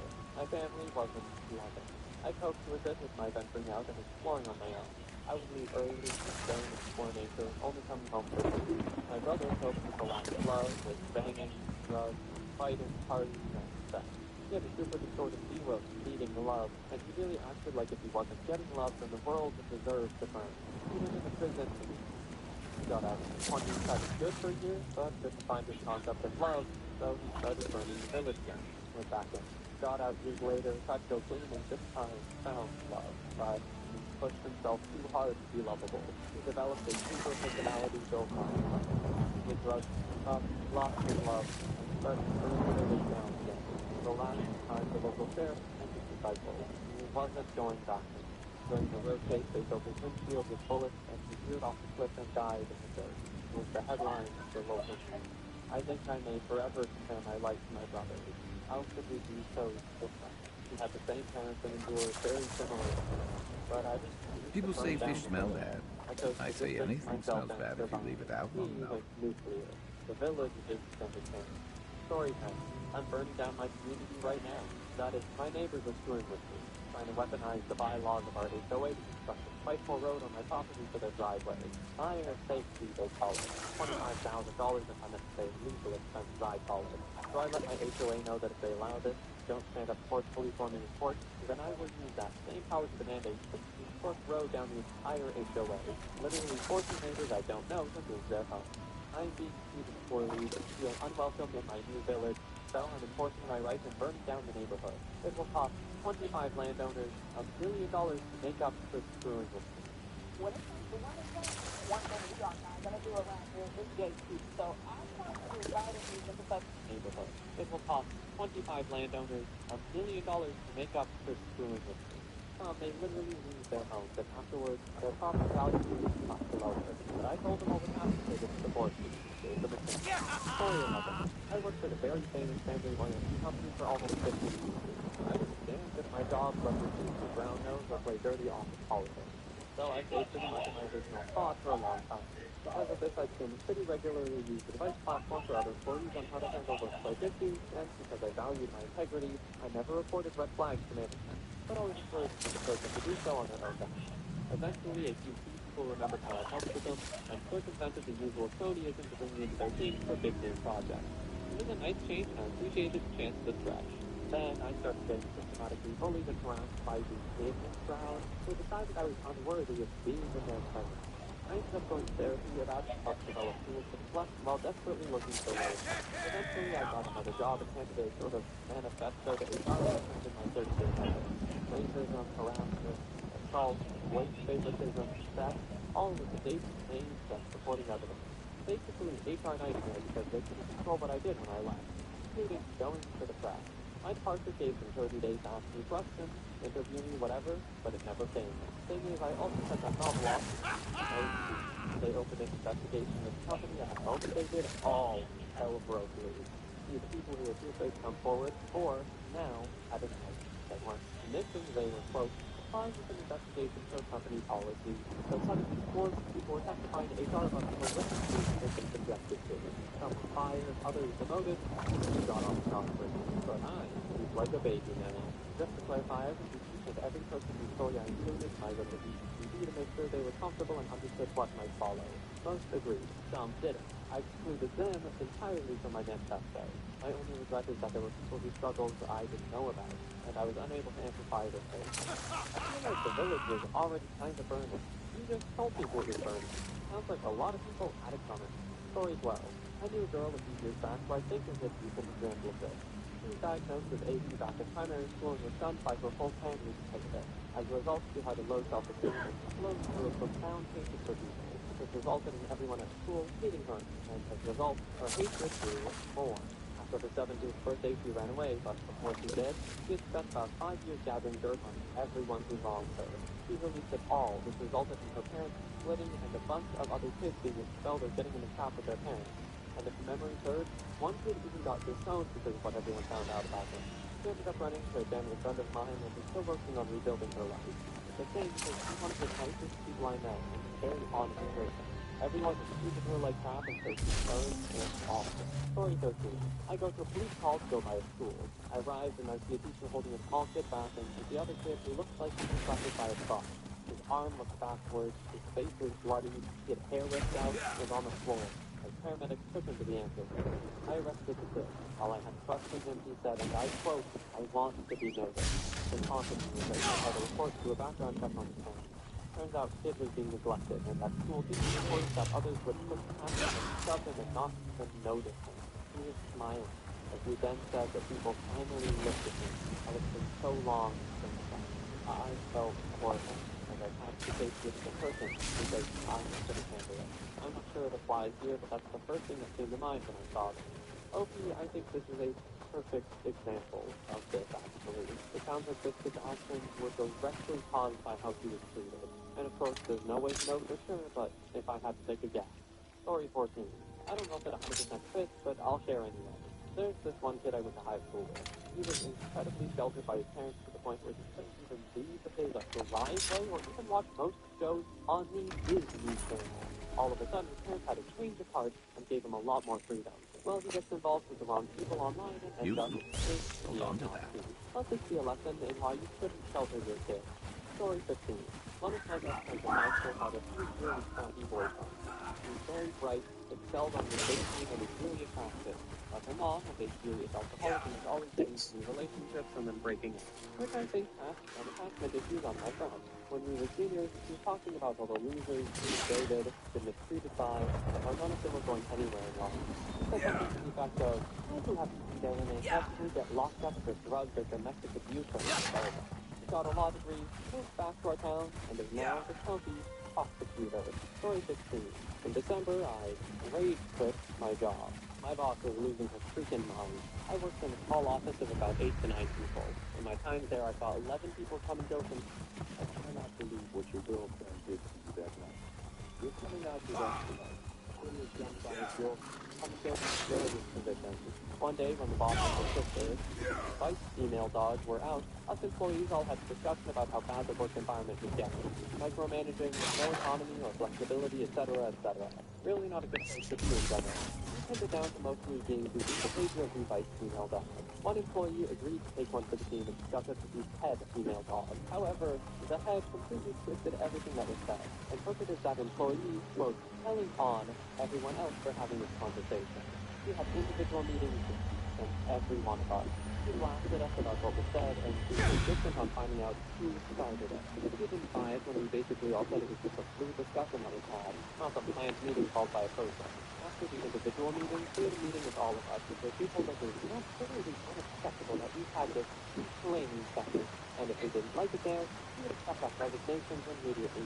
We, quote, expected loyalty, and if we weren't loyal, we weren't welcome. We tried to reason with her in the meeting, telling her in just some general concerns we had, and we agreed one person was presenting to her, but she was having none of it. No solution for the problem is that we're making all of her employees upset. It was all about her and her sister. No concern for her indentured servants, as we called ourselves. I just quit then and there when she said that she was... Cloud_noon, zone, ka and GF. However, felt that she was off. I had an interview one day and I texted a big threat. I quietly let one of my coworkers who I Couldn't thought I have could landed trust know that about better it. myself. When I texted my boss, I got the response. Conducted your interview. I expect loyalty, not silly giving. So I went to my interview. It went well. Didn't end up taking the job though, not a great bet. I got home and wrote up a letter of resignation and emailed it. Told her I would not be returning and would have someone collect my personal items for me. In the email I told her exactly what I thought what she did. I was in the middle of a lot of projects. This was for an e-commerce company, so I can see a lot of what's being done by checking out the website. I can see a lot of stuff got stalled or restarted from the beginning. It definitely set them back. And the person who I'm pretty sure ratted me out about the interview was running off their thoughts and had a lot of late nights at the office from what I heard. I'm still friends with one person who works there who's desperately looking to get out, and she said they now have daily affirmations of the boss's choosing that they have to recite so 3 times a day. On Mondays, they have a sheet of paper with the week's affirmations printed out. I only wish she had tried that crap while I was there. She would have gotten a piece of my mind. Man, mandated affirmations, they couldn't sort of raise your morale. Do people think that really works? Making people just say the happier, good, positive things? It works if you want it to work, but if everyone's just like, you're an idiot, this is stupid, it's not going to work at all. Like affirmations have a time and place, and the workplace for everyone, that's just not it. Story 17. Wife joined a therapy office that had existed for 4 years. She worked for 2 years doing basically everything. Think payroll and a lot of paperwork that ended up taking over 10, 15 hours weekly that she didn't get paid for. She had been made equal partner after a year. She was never appreciated for full time. After several final straws, she started her own office with 2 others, and ran the other jerk out of town in 6 months. 2 years in, now she makes more money with half the work. Story 18. I haven't experienced anything, but I saw this especially with this kid I went to school with. I wasn't great friends with him, but we were kind of like school friends, I guess. He came into school one day with a red face, and he just looked really tired and like he was crying. So being a good person, I asked him what's wrong in class, and he said he would tell me at lunch. When lunch came around, he told me he had fought with his parents all night about his grades. But keep in mind, he also worked all night and only had Sundays off with his parents to support him financially all. I told him not to worry about it, and that he's more than just his grades. But he kept telling me that his parents were probably just his grades. I was honestly really concerned about it, because he seemed legitimately depressed himself. Of course, I told him later that night to try and make sure everything was okay. However, a few months ago, I learned that he moved out of his house at 18 and told his parents he didn't need their financial support and that he was independent. And apparently his parents felt terrible and don't feel safe. That's all I know so far. Why do people hesitate to call school friends just crap? I answered their different degrees, but they're still friends. I just don't see this so Story 19. Probably the company I used to work for treated me like I wasn't even human. I was working Gaming with friends, x_diabolism_x. Options go to guild/history/bank deposits. I think double checking now. one dangerous situation. They ignored small problems and the problem money and stuck on the side give me 8 hours to go 500 miles in a bus that's only 3 miles per hour. That's way cheaper than I no doubt that these are good stock dogs doesn't exist. I still occasionally pro company focus.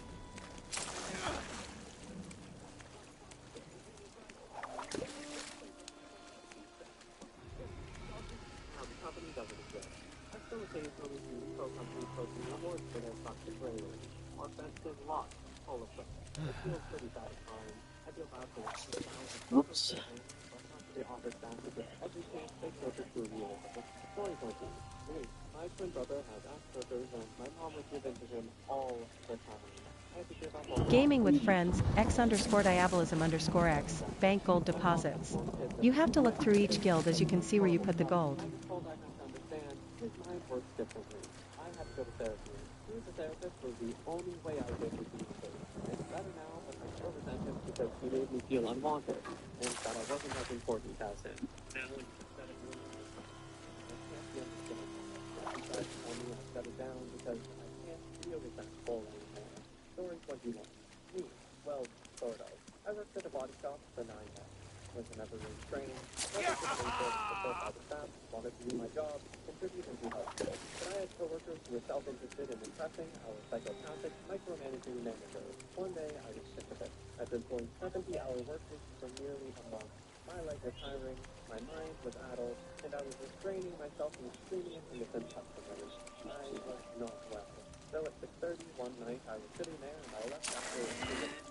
I drove to a dollar store, bought some envelopes, typed up the registration by myself, put the letter in my shop, and dropped off. For the last month, they just needed the work they didn't want to do to make themselves look good. There were 37 estimates in that pile of unfinished work. They were so booked for appointments that I was certain that each of the other estimators would be working for at least a week on top of their estimates to get them done, meaning either they would have to stay late or the boss would. This was a crap. Story 22. I don't know if this is the right interpretation, but it is quite literal. I had a friend in elementary school who was neglected by the law and occupied with them. One day at school, he told me he was going to get revenge. I didn't think anything of it. The next morning on the news, we saw reports on a child caught in a gas explosion by pouring gas on his parents while they were sleeping and throwing his mask on them. He lost his right leg and had burns all over his lower body. And he murdered both of his parents. He never went back to public school, just went to grade when he finally showed up. I asked him where he'd been, and he said the hospital. And then, story 23. One of my high school friends. He was very obviously gay and geeky, but for the most part, he was fine at school. We were to a rich kid charter school where everyone was expected to child proxies and pay his walk. He was in all the advanced math and physics classes, and by teenage years, probably the most of them. I started noticing he's showing lines in his years, and he got called to play with his teachers, so I was hurt here and there. All in all, no big deal. It's that really one of the most homophobic and radical Christian areas of the country. He nearly got suspended, nearly got sent home, even though he masked as punishment for living on school grounds. Administration essentially canceled that youth Halloween party. I also remember the headmistress, government teacher, and financial list slash computer tech teachers all egging a significant part of the student body anti-out party. The same crap kept happening our senior year, but when we hung out, he was cool. Essentially helped me graduate because he saved my property. And he was part of the college program. I think he's like the third or fourth of graduate in the last summer we met up a couple times to game night.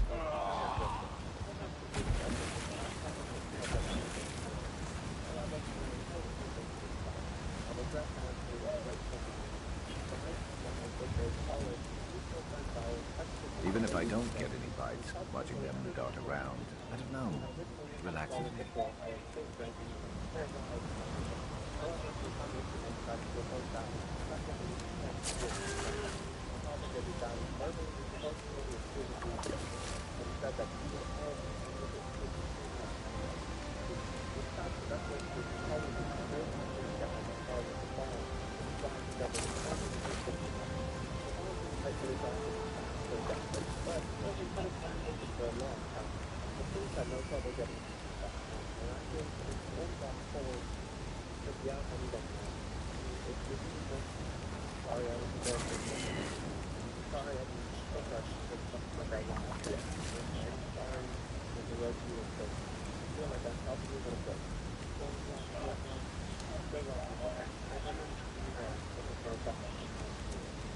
Spicy Potatoes, Mile High Magic 84. Anyone free to help wife and I in normal Coral Eerie dungeon?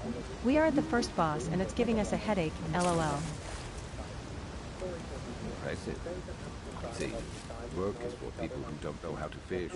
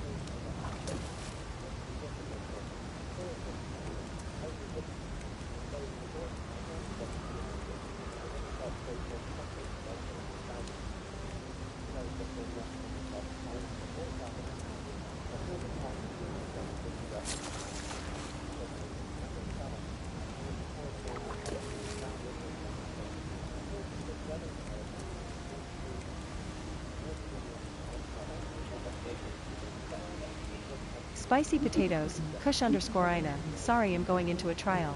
Do you know mechanics?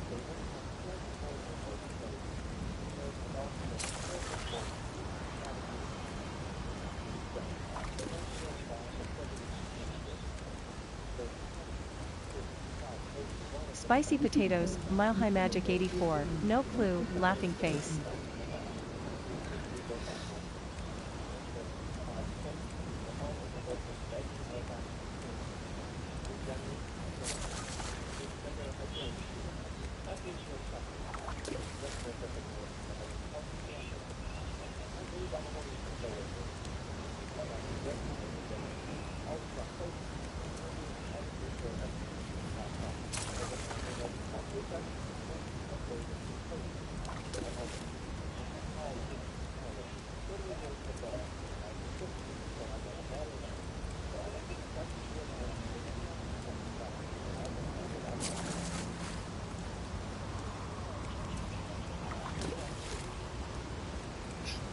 You can have kids provide 24-hour gravity protection and 2 times strawberry network event.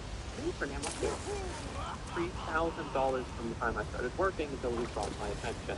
I asked my boss about it and she said because I didn't have the dollar bonus handwritten from her, it, quote, wouldn't exist. And she asked me to apologize to her for accusing her of keeping me out of my money. Later I came and worked at the again to my last paycheck and wouldn't say why I was being locked out. When the other workers found out I'd been fired, Spicy Potatoes, Kush_Ina. DPS the boss till water rises, then kill ads on platforms, rinse repeat.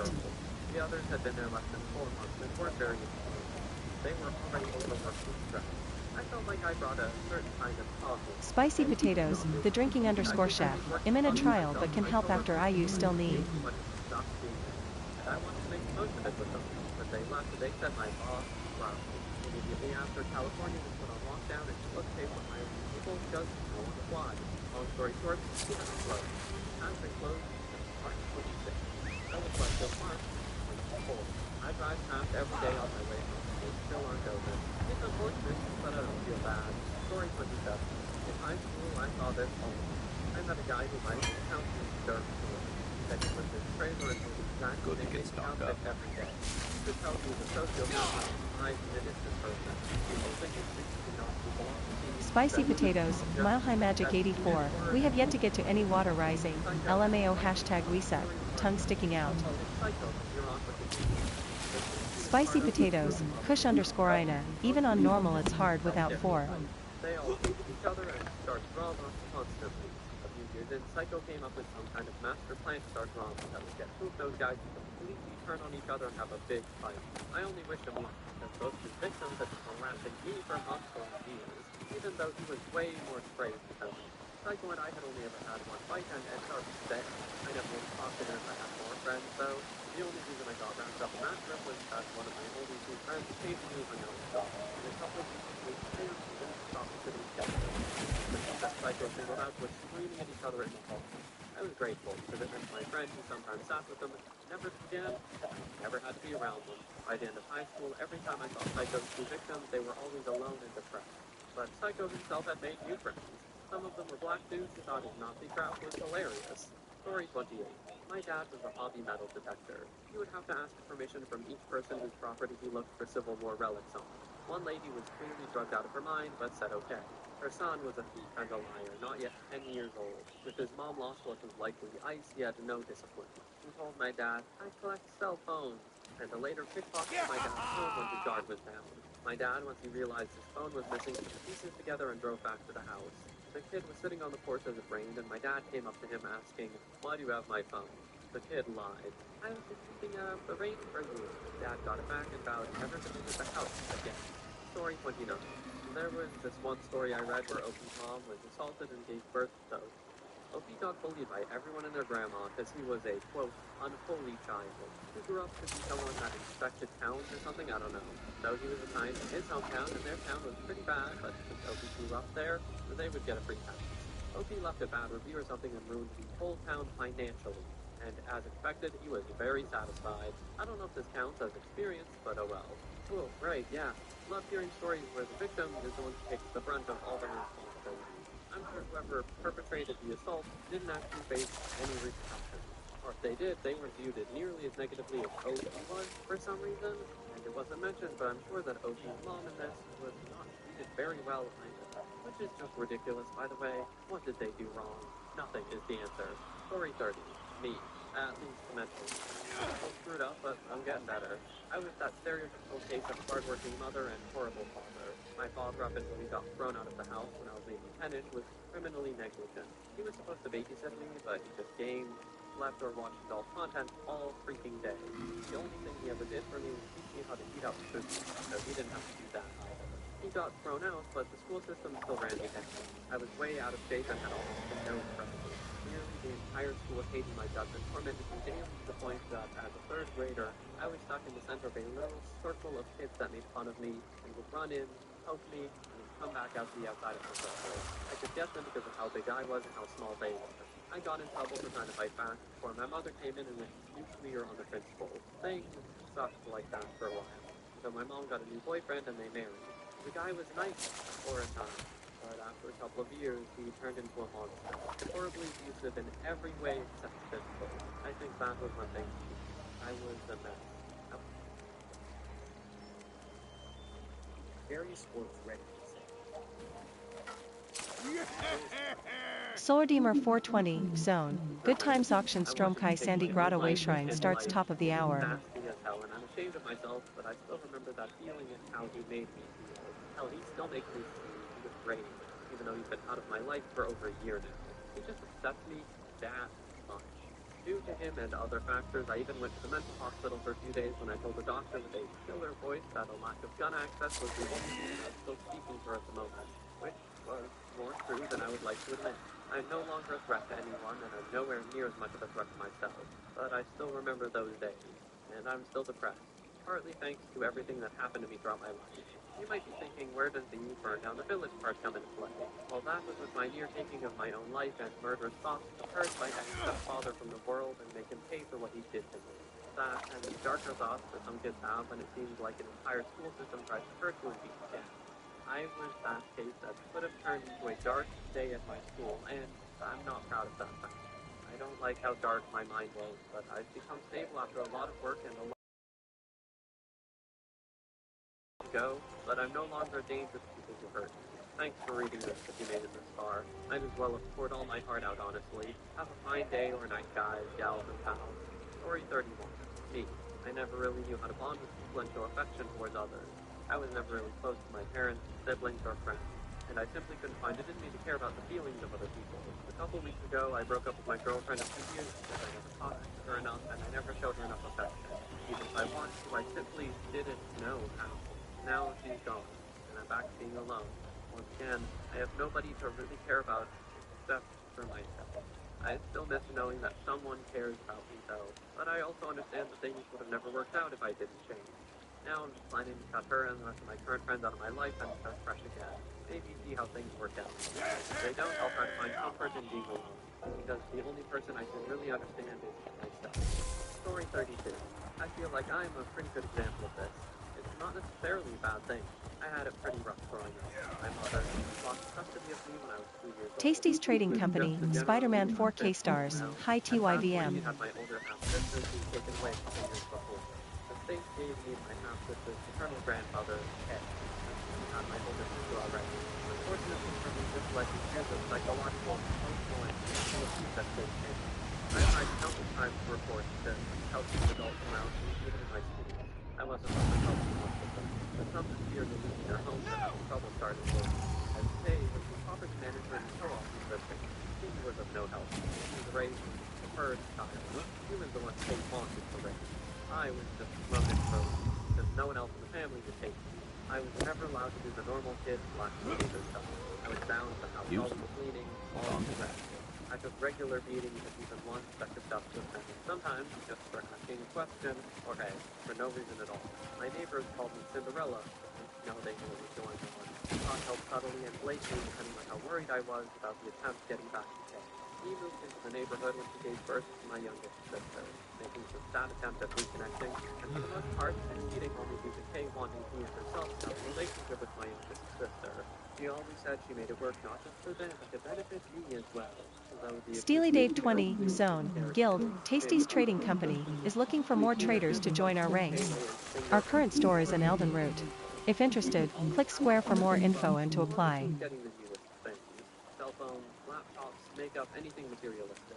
To be honest, I blame Sue for a lot of it. As conceited as it sounds, I think it boils down to her being jealous of me. She was a huge troublemaker. Going to school, talking to middle-aged men online, always doing something she shouldn't, sneaking out, etc.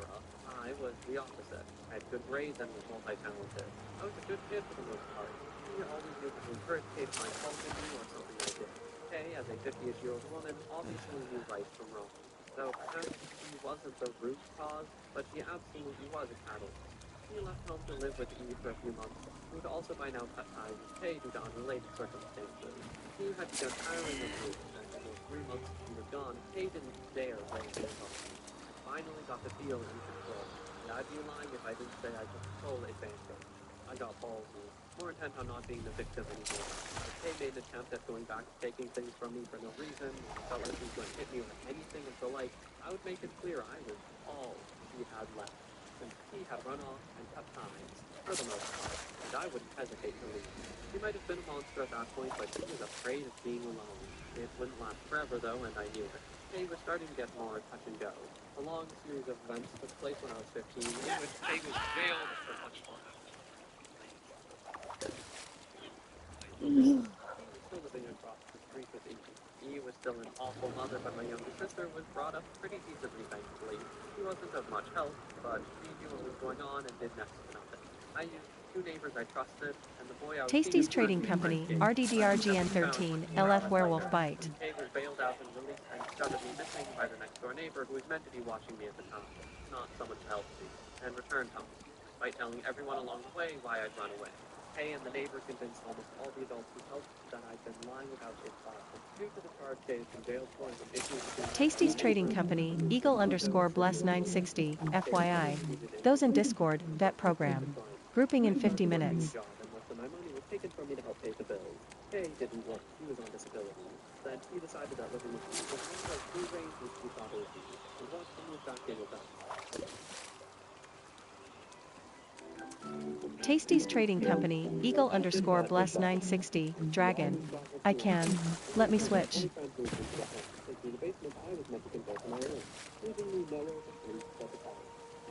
Tasty's Trading Company, Aim Drifter, I'll bite you get to Shrine and INV. He wanted my login and the computer to wrap me up for exploring my sexuality because he was a boy I knew at school. Not great, I know, but I was a teenager, and I wasn't talking to anyone I didn't know or couldn't have been.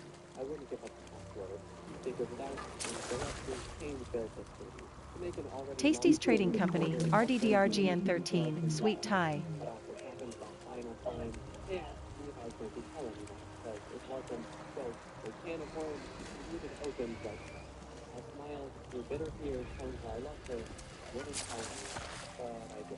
I tried to lie at first because I tried to cover bruising with makeup, but every time someone asked, I asked myself why I was protecting them. Each time, my resolve to lie weakened, and I decided Russian blood was becoming addicted as the king revealed his vampire nature right before sundown. But I decided that I was never going to be a victim to them again. The next day when the evolved spectrum finally devolved, I tried to tell anyone who would listen. I told friends at school, I told my boss when I went to work, I told my best friend's mom, the police, even CPS workers, anyone. I knew what I was doing, but I didn't care anymore. I knew that they would be trouble. Tasty's Trading Company, RDDRGN13, Eagle got me but tie. I was the only one in the Usually house throw who back worked. the small I ones. knew that she wouldn't Always care wonder well if to they're take thankful Mom. that Probably today's the not their only part I day. feel a little bad about, but she was awful to me as well when she was in good health. I knew I was blowing everything up, and I was thrilled to watch it all go. Now, almost 9 years later, I regret nothing. Kay served jail time for both the unrelated and child abuse charges. Her mother passed while she was in prison. She tried to keep up the house and barely scraped by with the boyfriend. He served prison time as he remained unfit and committed crimes unrelated, but also for a crime related to Kay's non-child abuse crime. He eventually got out and hasn't changed too much. Now, Kay is a victim to T's entitlement, using and abusing. She and T got a small house in a trash neighborhood. He has 5 kids with 2 different fathers. He's dating E's boyfriend's son, gross, if I say so myself, and has been ostracized by the whole of the family. He apparently struggles with addiction, but it's hard to trust anything she says to anyone. I personally think it's a sympathy ploy. She uses Kay to raise her children so she can just screw around doing whatever. Mostly awful things, including plenty of sex, both petty and grand. And Tasty's Trading Company, Aim I'm Drifter, okay. I mostly only talk to E when I have to, so I can keep a relationship with my younger sister, since he ended up getting partial custody of her back. Side note, she's mostly competent at raising her, and the other partial custody is my younger sister's dad.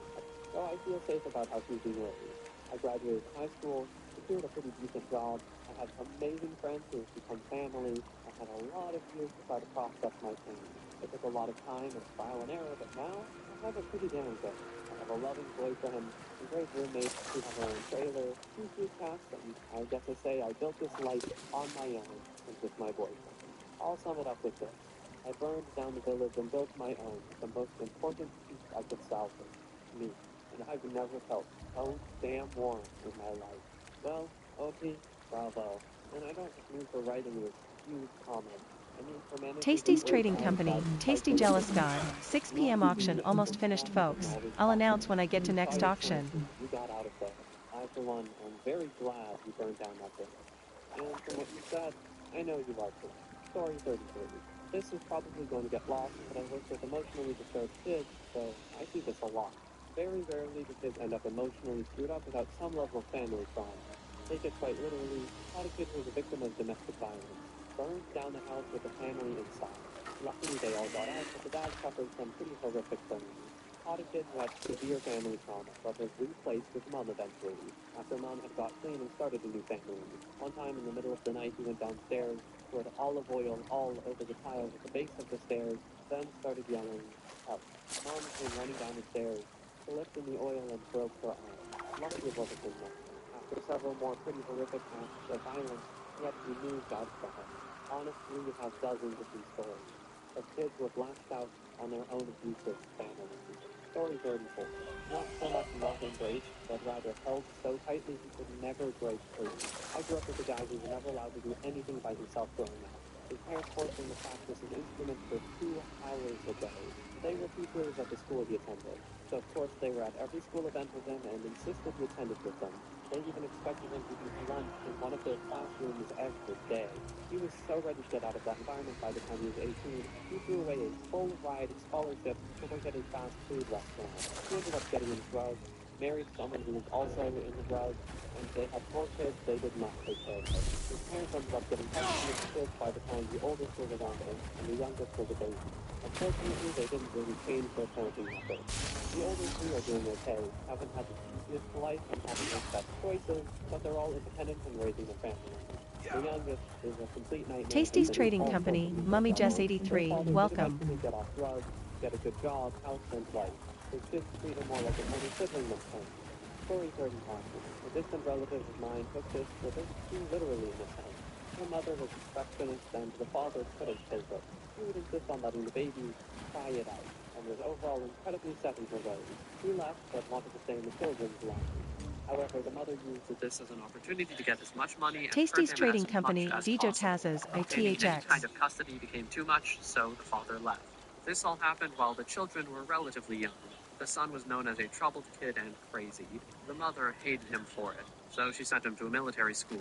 This would later save his Gorgeous life. catch. Once he was If it out of the wasn't worth picture, so the much, daughter became I'd the say center of let's all of the eat it mother's right here. tendencies. She was quiet but never lived up to her expectations. Without a solid support system, she began to act out as well.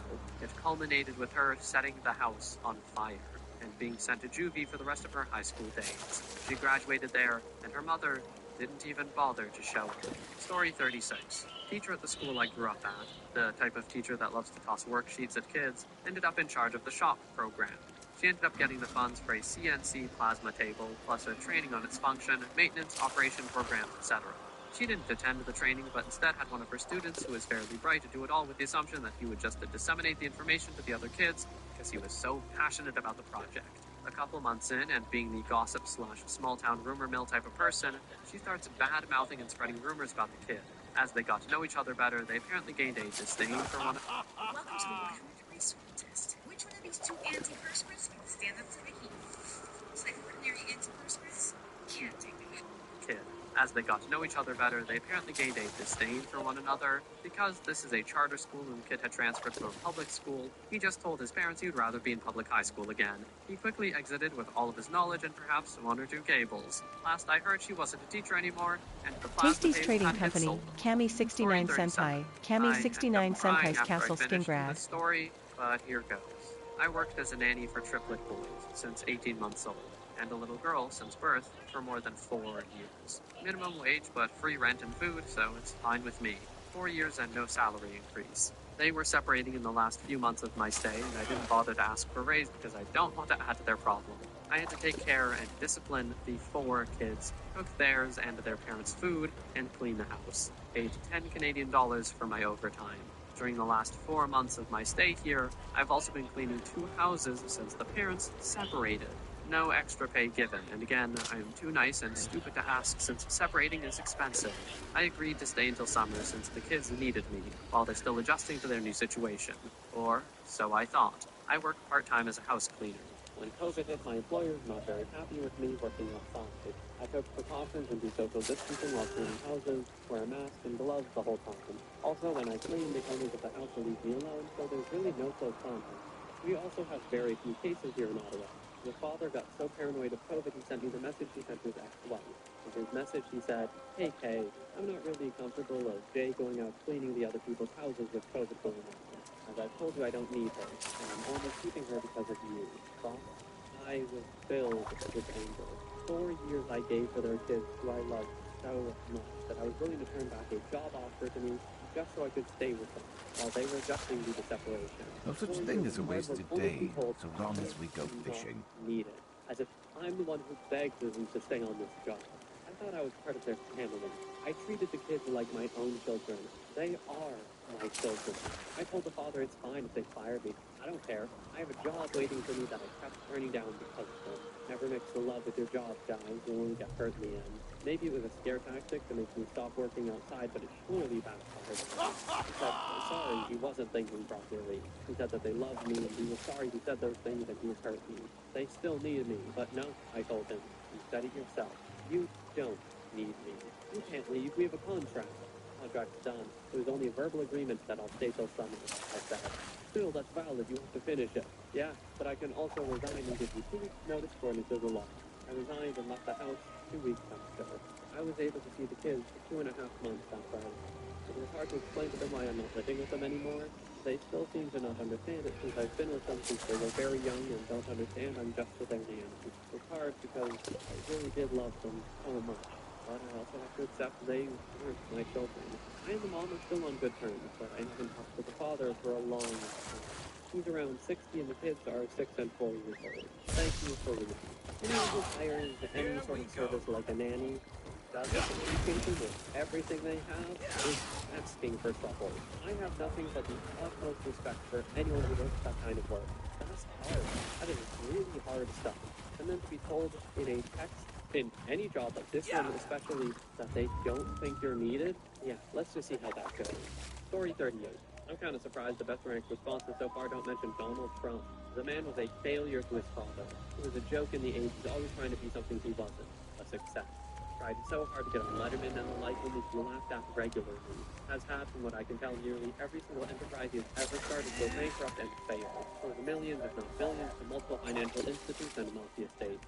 Became a WWE Hall of Famer somehow, but not even respected by wrestling folks. Got himself a crappy reality TV show that never really raised his appeal.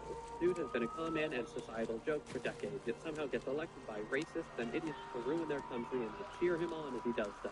If America isn't burning right now so he can feel its warmth, I don't know a better example. I mean, Christ, the world at this point feels the warmth that the dumpster fire in the U.S. has caused. Story 39. When I moved to Georgia from Washington State at 11, I'm a military kid and we've done it before several times, but this was different. We're black and it's the second, and I don't claim stereotypes of racism. I was never treated the same from the get-go, especially in school. Only reference to a part of it is a shotgun. School in Washington ends in June while Georgia ends in May. Washington starts again in September while Georgia starts in August. So I got my shotgun at once of summer at 11, which isn't the biggest deal, it's just an assault. But when school started, I was screened by teachers for not knowing the material or for attention, etc. In addition, I found out that these differences in testing were still and gifted testing wasn't so good in genetically gifted classes in Georgia. This was ignoring the lower quality of education, but I'm not here for semantics, so I had to take the test again. And when the results came and I passed with flying colors, I was excited.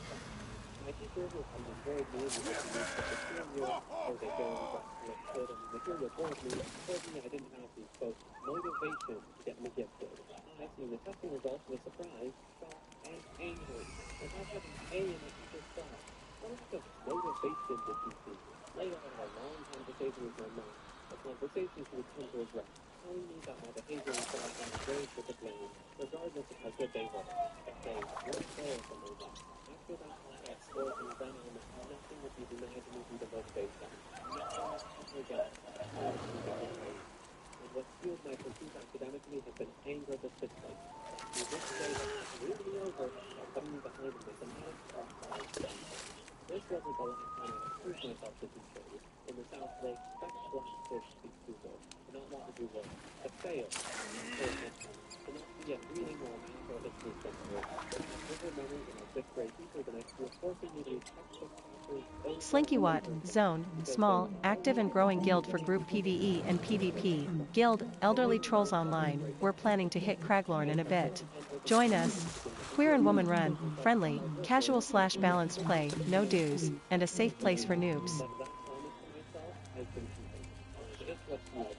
Learning even when some of keep up with my classes, long nights of studying and for practice, and what eventually got me past the classes that math, everything in mathematics and other classrooms responsibilities. I'm still angry at how much time and life happening that program was for me. But I don't know if I'd be the student I am now if I never had those experiences. But it's project for reason, even after I finish high school, I will never say I'm from Georgia. Tasty's trading company, Tasty Jealous God, next auction on me. Or anything favorable for the Georgian education. And I will never forgive the fourth grade people who opened my eyes. Tasty's trading company, Tasty Jealous God, travel to me to get here. I always want to know what was in these teachers' heads. Like, did they actually think they were doing the right thing at the moment? Because it sounds like Ocean works really hard and knows how to work and is a genuinely intelligent person. Of course, there's no way to know for sure, but I get the point. So, what were these teachers thinking? How important? I equate severely fundamentalist Christian academy philosophy. We have 5 years of constant isolation, depression, emotional and mental abuse. I finally decided I was fed up with it all. I was forced to fail in every subject except for English so I didn't get the pressure of their brainwashing curriculum. I refused to go back and Mom acquiesced, promising to put Republic school the next year. Hereby withdrawing the exorbitant tuition that the school was allegedly in dire need of.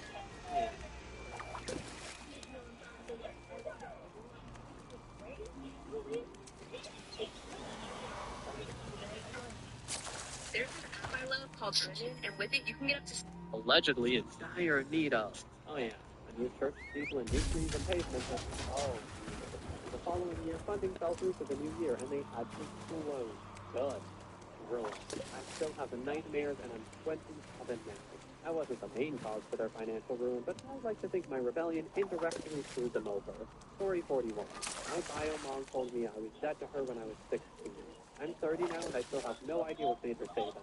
I know she hated I was into heavy metal and I played in a band, but it had nothing to do with her.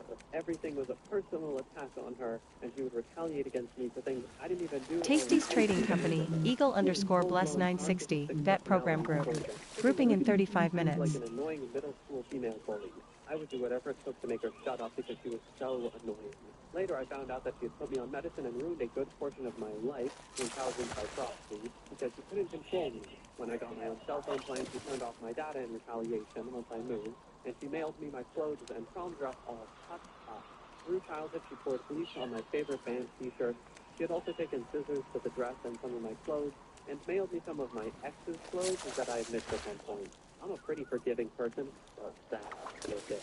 I studied up on narcissism, and in my stay in nursing school, I'd gotten pretty good at psychiatry. I estimated what brand of narcissism she had and proceeded to say everything I Tasty's needed to Trading make Company, her Way of Spirit, ex-Eagle. I closed down my apartment and wrote her a long text message about how I hated her. I called her out on all her lies and manipulation and how she was jealous of me. She really was. All of these true. She got busted cheating and turned everyone else against my dad except me.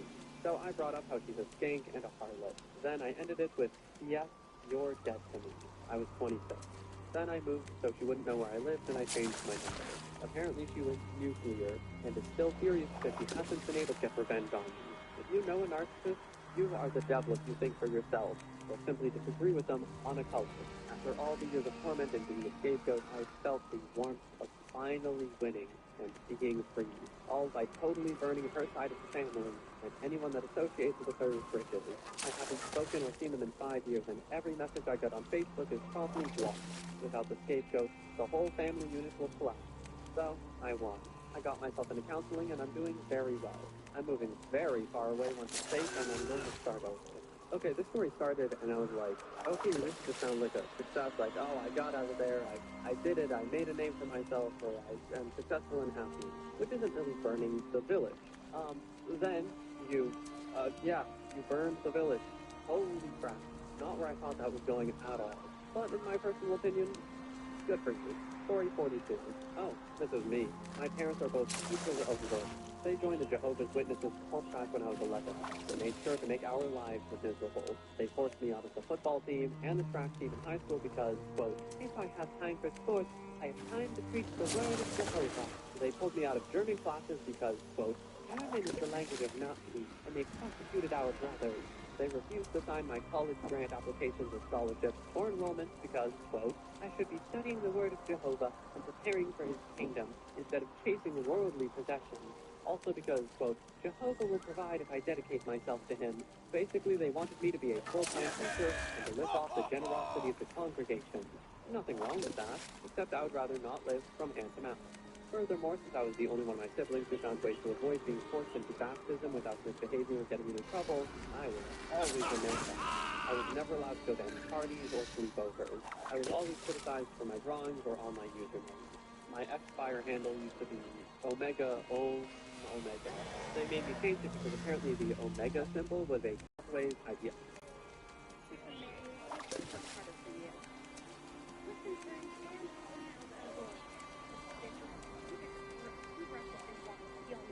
To Age of Empires 2, and I had to play it in secret and install it on alternate pathways, hide the icons, etc. Because, quote, learning to play war is a sin. I was forbidden. All in all, terrible time. Fast forward 15 years, and my parents are now supportive. Obviously, I grew up to be a sarcastic jerk. I'm also a cynic, but and because of the time and forced frustration I endured, I know Short all beat is Nick, very low. Zone. So Help for the with past Poacher 5 to 7 WB, years, I've please. been ripping on them every chance I get about the Sandy Soldier Board, about how they acted one way in the congregation and a completely unchristian way at home. I've straight up called them hypocrites to their faces. I've named them the reason why I'm an atheist and have a loathing for their cult.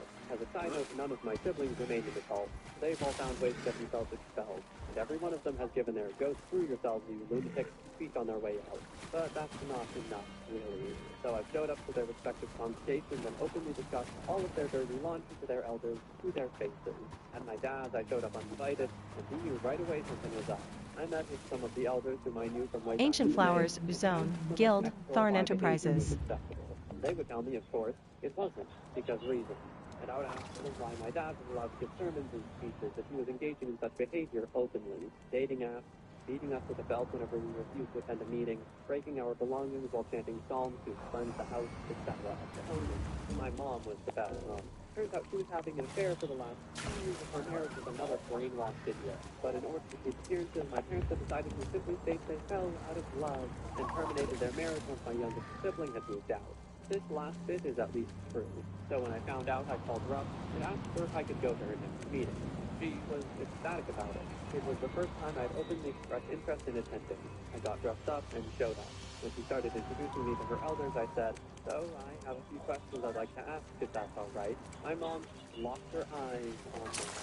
So, I understand that marriage can't be dissolved unless there's a major reason, right? Would adultery qualify?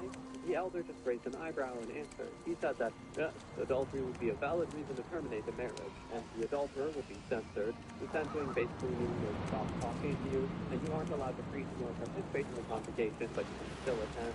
My mom grabbed my arm and squeezed it. I ignored it. Didn't even look at her. So I asked in a slightly raised voice, "So, what would happen if, for example, my mom was having an affair with an elder of a different congregation, or to lie about the reason of her divorce and move to another congregation to cover it up? Would she still be allowed to meet and preach and participate as she has been so far?" A few heads are turned my way now. The elder just froze and gave me a smirk and a nervous laugh, and then looked at my mom. The entire time I have a smile on my face, just locked on the elder. He cleared his throat and asked me to discuss this in a private setting. I declined. Why should the truth be hidden? If the whole point of preaching the word of God is to make it known for everyone. At this point, my mom called out to me and asked me to please follow her to one of the side rooms. I declined, since I was having a conversation and didn't want to be rude and leave the elder standing there. Not till I got my answer, of course. So the elder made up some bullcrap, case by case, likely story, and asked me to please go with my mom and discuss it with her privately. She was upset. How dare I humiliate her like that in public? Well, Mom, you're supposed to be an agent of truth and a beacon of merit. How dare you lie to these good people and hide your true nature, you hypocrite? Needless to say, we aren't on speaking terms. She was censored, and eventually she stopped attending altogether. I've heard from my cousins who still keep in touch with her that she has renounced her faith because they treated her like crap afterwards. So much for the love of the congregation. My dad is a bit of a different outcome. He stopped attending because of the great shame I caused him, but he understands I was right in doing so, like he was being a hypocrite by continuing to attend. But he has no intentions of stopping his behavior. He continues to pray before every meal and reads the Bible constantly. He doesn't preach or gather, and most certainly doesn't talk to me about religion or, quote, being a good Christian anymore. He's also introduced me to like 3 of his girlfriends, so I don't think he'll be going back. I might catch some flack for this, but I don't know if I'm on OP's side here. Like, being completely honest, cutting their parents out of their life, absolutely. 100% right, yeah. Take your life, make it your own, and separate yourself from what you think is a bad influence, and, okay, is a bad influence. But to just blow up both of their lives like that, potentially, I don't know. In my mind, it almost seems like overstepping. I get the whole revenge aspect of it, and it probably felt great, I won't lie. It just seems like a lot, because it really was just revenge. I don't know if I would believe OP if they said they were trying to help their parents with that. And hey, as I said, I might get flack for this, and some of you Once might had a really new angler disagree with ask me the best time to fish. Easy answer, I said. It's right now.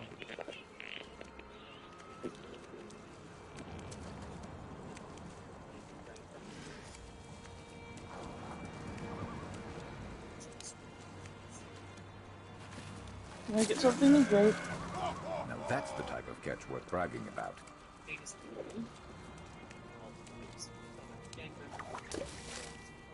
Suburbanites who ran track and went to play to hang out on Wednesday nights, and mostly a lot of kids with the disengaged, inattentive parents dumping unconfronted trauma on their children. All of them good kids. I was an unpaid volunteer. Love these guys. I'd be driving all over town to find 1 or 2 who were ragged out on top medicine because they couldn't get food yet, and were literally carrying them to the center of their parents' house. Every one of them had a good heart. Can I get a drink? There was Devin. He was handsome, athletic, and his parents had money, but they It were don't matter. when you universe of kids, you see plenty of poor families where the adults are busy making ends meet. But there's a difference between can't be there for you because bills are due and won't. Devin was hollow. The emptiness in his eyes, along with the rabid hunger So I and made affection, another account, felt so I dangerous. have an One of the account few where I can kids who were solo closest queue, to him would and tell then me the how account where I can absolutely play with distant friends. and uninterested his parents were. XXRoxy, Zone, WTS All But I Trials, happen to play Arenas and for Dungeons. 15 levels right Skins, now, drops and and I titles, play quick play VDSA, until I get there. VBRP, VMOL, VSS, But I see it would VHOF, be easy for him to VAS, form like I was just VKA, circumstances, but following never people VRG, stop. around, like VCR, Absolutely not. VDSR, waiting for Anyway, VSE, I them to moved on in start. that VLC. part of my life, Whisper and for aside from the prices. occasional Guild, discord memory of Team old Brazil. times, I didn't think much about him until I heard his name on the news when he took an assault rifle in the Sutherland Baptist Church and murdered 26 people. The most frustrating lesson from those years was knowing that whatever I did to help the kids, it was always the parents who really needed fixing. Story 44. A little girl was assaulted by her paternal grandfather.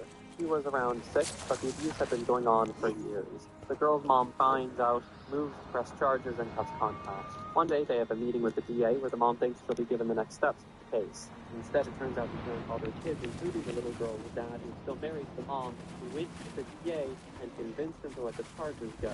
Furious and now powerless, the mom types up letters going into detail about what the grandfather did, prints them, and places them in every mailbox you can find near the grandfather's neighbors. That little girl grew up, got therapy, and no longer but her father who continued the relationship with the abuser until he died 20 years later, when he fell out of bed and broke a vertebrae and spent several very painful days in the hospital. Through that pizza. Well, I always love a happy ending. On a serious note, though, I do hope the little girl is doing much, much better now. And seriously, screw the dad side of the family. Come on. Defending an absolute piece of garbage, by the way, makes you a piece of garbage. Anyway, on that happy note, that's the end of the video. Thank you so much, everyone, for watching.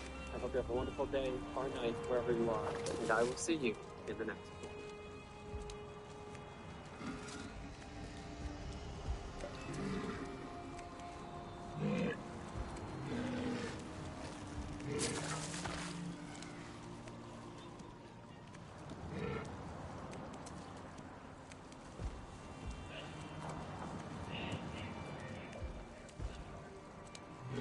I supported my family for 15 years, then found a group chat about the family ATM. So I hit withdraw. The text message notification came while I was setting up for Mom's 65th birthday dinner. I'd spent the entire day cleaning the house I helped pay the mortgage on, and preparing an elaborate meal for the whole family.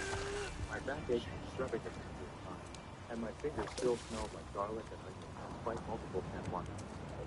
I glanced at my phone screen, expecting to see a message from my brother Jason saying he'd be late again. Instead, I noticed it was from my cousin Ellie, but she sent it to the wrong group chat, one I wasn't supposed to be in. Hey, Josh, running late to dinner. Is the family ATM still busy cooking or has you served up the cat entree yet? LOL. I stared at the message. My heart suddenly pounded in my ears. The group was called Real Family and included everyone. My parents, my siblings, even a few cousins of mine. Everyone except me. 3 dots appeared as someone typed a response. I should have put the phone down. I should have respected their privacy. But something kept me frozen, staring at those pulsing dots. A message from my sister Rebecca and Julie. OMG, delete that. She might see it. Wrong text. Then my brother. Too late. Sarah didn't. Mom added her last week for the birthday planning and forgot to remove it. My hands trembled as I scrolled it, reading message after message going back on it. Years of condensed fruit slammed into me all at once. Sarah agreed to cover Dad's new car payment. That's another $450 a month she won't get rolled. Don't tell Sarah about the cruise. She'll want to come, and you know how she ruins the fun of the country club. Tell her you needed the Tommy's college application fee. She never questions anything about the kids. The family ATM appeared over and over. It was clearly their long-term thing. I set the phone down on the kitchen counter, my mother's counter in my mother's house, and looked around at the spotless kitchen I'd spent hours cleaning. The roast in the oven that cost nearly $200. The expensive wine and rum. The birthday gift, a diamond bracelet. 15 years of mother work for life. 15 years of just before I was 15 years of being a responsible one. The successful one. The one they could always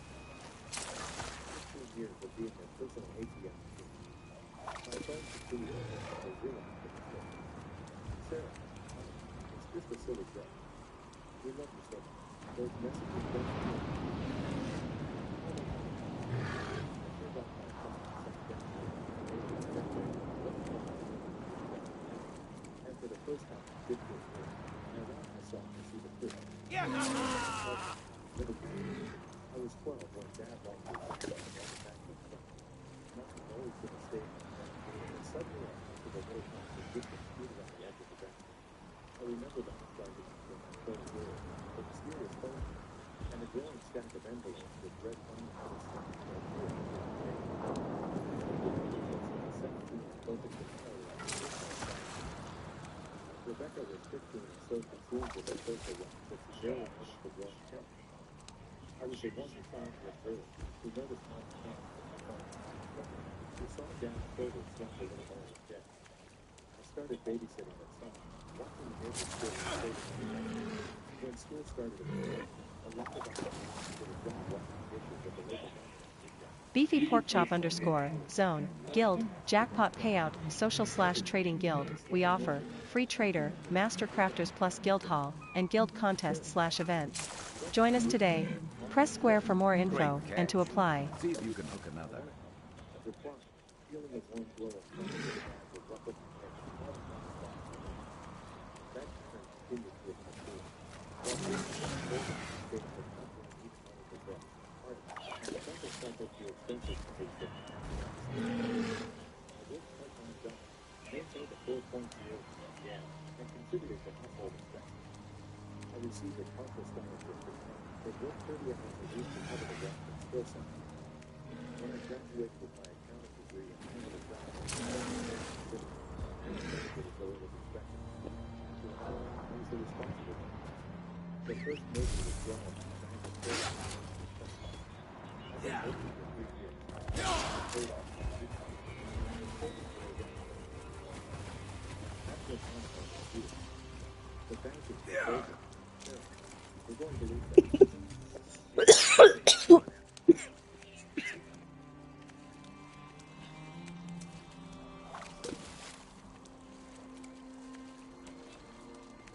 It was finding herself while working part-time. Neither contributed to household expenses. British services gave them $30,000 to be spent on an order to negotiate with the bank. My condo dream stands for it's just before your daughter's business takes off. Almost sure. Dad had started a landscaping business with never seen the best company. We'll pay you back the rest. They never did. That became the pattern. Every time I woke up sick, there was another thing in the works. Dad's business needed equipment. Mom needed general surgery, their insurance wouldn't cover. Most of the car broke down. Rebecca got pregnant and needed help with baby expenses. I postponed my own life. Dating became nearly impossible because I worked 60 hours a week and spent weekends helping my family. Friends stopped inviting me out because I was always busy or broke from helping my family. I lived in a tiny one-bedroom apartment while spending substantial portions of my paycheck on my parents' much larger home. All the while, I told myself it was temporary. That's what families do. They help each other. And wasn't I blessed to have the ability to help them? Wasn't I fortunate to have a good job and a skills to manage them? I was the responsible one. The successful one. The family ATM. Act Part 2. The station. The roast was beginning to overcook. The smell of slightly burned meat filled the kitchen as I sat motionless at the dining table, still processing. My phone had stopped thinking, but I knew they would be arriving soon for the birthday dinner. They would pretend nothing would happen. They would eat the food I prepared, drink the wine I bought, watch Mom open the gift I purchased, and then, inevitably, someone would mention some financial questions that I had to solve. But for now, in this quiet moment before the storm, I allowed myself to remember the specific incident, to actually add up the debit card. There was the time 5 years ago when Rebecca's son told me she was raped. $4,018. It was so carefully overcome, and our insurance won't cover it. She's so self-conscious about her secret already. I wrote the check that day. 6 months later, I saw Rebecca's social media post from a fall weekend in Vegas on her birthday. When I casually mentioned it, she said, "Don't be jealous. Mom's mood break too." 3 years ago, Jason lost his job and took over mortgage payment. Just for a couple of months before I came home, he called. I covered his $2,100 monthly payment for 11 months before discovering he found a new position after just 6 weeks, but hadn't told me because he was building on the brand. 2 years ago, Dad's truck needed replacement. $10,000 was all I needed for week one. Then, I transferred the money to Dad. 2 weeks later, he pulled up in a brand new $45,000 ticket. Not a great deal. He explained that they gave me amazing financing once I had your money as a down payment. Last year, Mom insisted repeatedly about a kitchen renovation. When I explained I couldn't afford the loan, the entire family spent weeks giving me the full story. Eventually, I took out a personal loan for $20,000. The training loan, the steel loan. The conversation I had just spent hours scrubbing for this birthday dinner. The front door opened, interrupting my thoughts. I heard my mother's laugh, my father's deep voice, the sound of shopping bags rustling. Sarah? Mom called out. Something smells like a fire. I stood up and moved to the oven on the hook, pulling out the overfed milk. Mom entered the kitchen, her expression shifting from excitement to caution when she saw my face. Honey, about that text message. Dad appeared behind her, his eyes not quite moving on. Sarah, baby, you know we love you. It was just silly family reasons. I set the roast on the stovetop and turned to face them. Their expressions were so familiar. The slight burrowing of mom was especially the guilt trip. Dad poured the time that he used when trying to smooth things over. How long have you called me the family ATM? Asked quietly. They exchanged glances. Mom tried to laugh, but it came out strangled. Oh, it's not like that. It's just a silly nickname because you're so good with money and always so generous. 15 years, I said, more to myself than to them. For 15 years, I've postponed my own life to help all of you. I'm 37 years old. I don't have time. I haven't taken a real vacation in a decade. I work 60 hours a week. And the whole time, you've been laughing at me behind my back. Now, Sarah, Dad stepped forward, reaching for my arm. Nobody's laughing at you. We appreciate everything you've done. You know that. The front door opened again, and I heard Jason's booming voice, followed by Rebecca's higher-pitched sound of her shoulders running into the house. Where's the birthday cake? Jason called out. And where's the Food Network stuff? Something smelled fresh. They appeared in the kitchen doorway, faltering when they saw the tablet before them, standing stiffly by the stove, Mom and Dad with their uncomfortable expression. Rebecca's face immediately transformed into a mask of suspicion. Sarah, I'm so sorry about the food stuff. Oh, we shouldn't have said that. It was just a simple joke. Jason tried a different approach. Come on, sis, you know we love you. Don't make a big deal about this one. There it was, the manipulation, the guilt trip, the expectation that I would, as always, put my feelings aside instead of the family. For 15 years, I had done exactly that. I'd swallowed my disappointment, buried my grief, ignored the red flags. Not anymore. Amazing, I said, removing my apron and reaching for my personal calendar. Happy birthday, Mom. The gift fell on the table. The food is ready, although the roast is a bit overdone. Hope you all enjoy it. Their protest rose around me like a wave. Can't leave. Don't be dramatic. What about Mom's birthday? You're ruining everything. I paused at the kitchen doorway and turned back to me. I've transferred over $300,000 to this family in the past 15 years. Cash transfer, not including all the dinners, gifts, and vacations I've funded. I've checked my financial records. Not once has anyone paid me back a single dollar, despite countless promises to do so. Their faces reflected varying degrees of shock, guilt, and defensiveness. But we're family, Mom said weakly. Family helps each other. Tasty's Trading Company, O_no_it's_Kimbo. Can I get someone to help me craft a set, The help please? only flows in one direction. For me alone.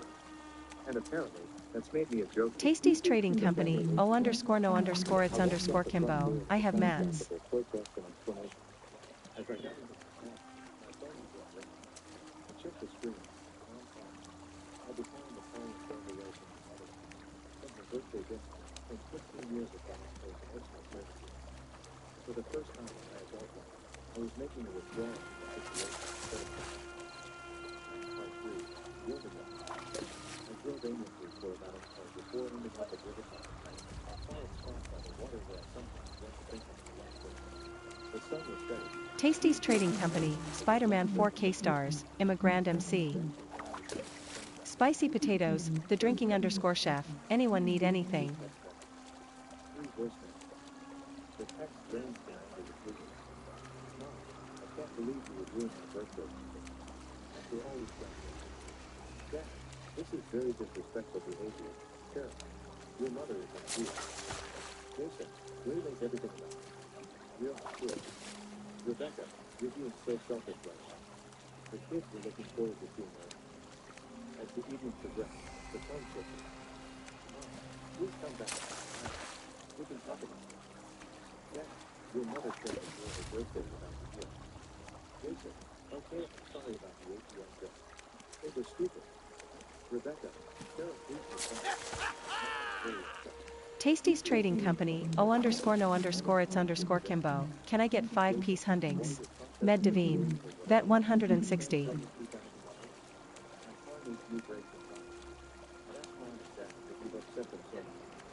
Rebecca, what's the option of doing like this? The Thomas Slew trip line is $750. Thomas, I'll tell you that. Now, your father needs to talk to you about the property tax bill. It's higher than we expected this year.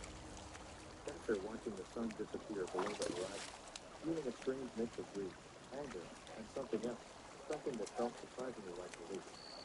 My whole adult identity had been built around you and the family provider, the responsible one, the successful one who could be counted on to solve everyone's problems. Without that role, he was gone. I scrolled through my contact list and called the one person who had consistently told me the truth about my family, even when I didn't want to hear it.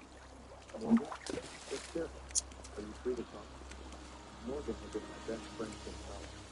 Over the years, she's witnessed my family's escalating financial demands for my son, gently but persistently, to help him see the value. I always defended my family to her, insisting they would do the same for me if our situations were reversed. Sarah, what's wrong? You sound stressed. Morgan answered. Can I come over? I need somewhere to stay for us. Of course. Are you okay? Did something happen? I'll explain when I get there. When I arrived at Morgan's apartment 30 minutes later, just one look at my face pulled me into it. They finally showed their true colors, didn't they? She asked softly. I nodded against her shoulder. Tears finally Gaming with coming after friends, hours of Justy the Accused. Panzer will be on in 15 minutes or so for Shyshard Run, so anyone who wants to group please be ready. walking out of the birthday dinner. Morgan listened without interrupting, occasionally squeezing my hand as before. I slipped her sweet Tasty's Trading Company, Pride Over Fire, Evening Friends. because you love them. Morgan was right. And because they're experts at making you feel like their needs are always more important. Tasty's Trading Company, Tasty Jealous God, Hey Pride. But they're my family. Families are supposed to help each other. Yes, Sarah, help each other. Gaming with friends, Justy the Accused. Everyone is welcome to join. Morgan's voice was gentle and firm. When was the last time any of them helped you think? When you had pneumonia last year, you brought you soup and medicine. You did, I admit it. And when you were stressed about the Anderson audit at work, you stayed up late helping me double-check figures. You did. Family isn't just blood, Sarah. Family is the people who show up for you. You give as much as they take. I've watched you give and give to people who only take. It's not healthy. And deep Tasty's down, Trading you Company, know Pride that. Over Fire. How are you, Tasty? With another text. Rebecca again. Mom and Even if I Dad don't said get any bites, watching them dart around, I don't know, He'll call right it now. relaxes me. Morgan reads a message over my shoulder and stopped. And right on cue, the medical emergency manipulation package. Next up, he's saying it's your fault if something happens to you. As if summoned by her prediction, another text arrives and says, I'm with you. if your mother ends up in the hospital overdose, I hope you can live with yourself. I stared at the message. A familiar still forming in my stomach. But for the first time, I could see the manipulation. Tasty's Trading Company, Tasty Jealous God. Not bad, just cooling at an auction. Somehow, they always resolved without medical intervention once everyone fell in love with what she wanted. I need to block them, I said, surprising myself with the decisiveness in my voice. Just for tonight. I can't think clearly with them bombarding me. That's a healthy boundary. Morgan agreed. You should unblock them tomorrow if you want to. After blocking their numbers, I felt a light lift in my shoulders. Morgan made up her guest room for me, and for the first time in what felt like forever, I slept deeply and dreamlessly. Morning brought clarity. I sat in Morgan's sunny kitchen, drinking coffee and making bread. For years, I'd managed my family's crises while neglecting my own financial well-being. It was time to recalculate. First, I called my office and requested a personal day, something I rarely did. Then I contacted my bank and froze the joint account I had established years ago to make transferring money to my parents easy. Next, I called my financial advisor and scheduled an appointment for later that day. You seem different, Morgan observed as she prepared to leave for work. More. I don't know. Gaming with friends, X underscore Diabolism underscore X, WTB AP 500K. So long that I stopped noticing. Tasty's Trading Company, Tasty Jealous God. If y'all want, come chill. The hosting guild is good times, they good people. I looked down at my list. I'm going to unblock them, but I'm not going to respond right away. I need to figure out what I want moving forward. I need to establish boundaries. Morgan hugged me before she left. I'm proud of you, Sarah. It takes courage to stand up to the people who raised you. After she left, I unblocked my Tasty's family. Trading Company, Pride Over Fire. One option would wipe my 300k out. LMAO gotta stay More clear. text messages, more voicemails. I forced myself to read and listen to them all, recognizing the comments Morgan had pointed out. First came the guilt. How could you do this to your mother? After all we've sacrificed for her. Then the anger. You're being incredibly selfish. I always knew you thought you were better than me. Next, the minimum. Tasty's Trading Company, Pride Over Fire. Most gold I've had. Take a little teasing. Tasty's Trading Company, Tasty Jealous God. You never know, might get a good deal and turn your 300k into more. Finally, the financial requests continued, as if nothing had changed. I hate to ask Tasty's you, Trading but I Company, really need Tasty $1,000 Jealous God, but I get it, bro. Travel to the property tax bill is due You next didn't week. light a little bit. Reading through everything with fresh eyes was like seeing the movie script, predictable, rehearsed, strategic. Each message was designed to elicit a specific response. Guilt, fear, responsibility, obligation. My appointment with my financial advisor, Brenda, was eye-opening. Tasty's Trading Company, Pride Over Fire. Damn, that's true. He admitted when I explained the situation. The constant large withdrawals to family members have significantly impacted your retirement planning and your ability to purchase property. He showed me projections of where my finances should have been versus where they were after years of supporting my family. The difference was staggering. Hundreds of thousands of dollars missing from my retirement accounts, years of lost compound interest. If you stop these cash outflows now and focus Tasty's on Trading Company, Pride Over Fire. People run a lot of no reserve. Build a secure retirement. But if the pattern continues, he didn't need to finish the sentence. I could see the projections on his computer screen. A future where I would never be able to retire. Where I would work until health problems forced Spicy me to stop. potatoes, Klaus the Mad Dash. Wanna run Valen? I'd like to make some changes to my account. Tasty's Trading Company, Tasty Jealous God. Guild lots mostly, but yes some. By the time I Tasty's left Trading Brandon's Company, office 3 Tasty hours Jealous later, God. I had a Rest post comprehensive res. financial plan, new investment accounts, automatic savings transfers set up, and an appointment with a realtor for the following week.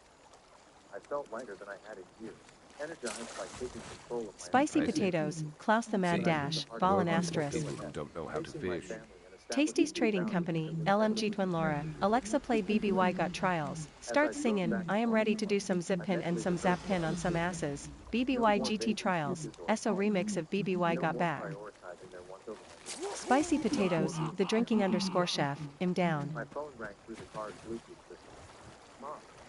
After a deep breath, Tasty's Trading Company, /144. Unless it's something huge, I always go no res. Love. began without preamble. Your father and I are beside ourselves with worry. I needed time to think. Mom, I replied, keeping my voice calm.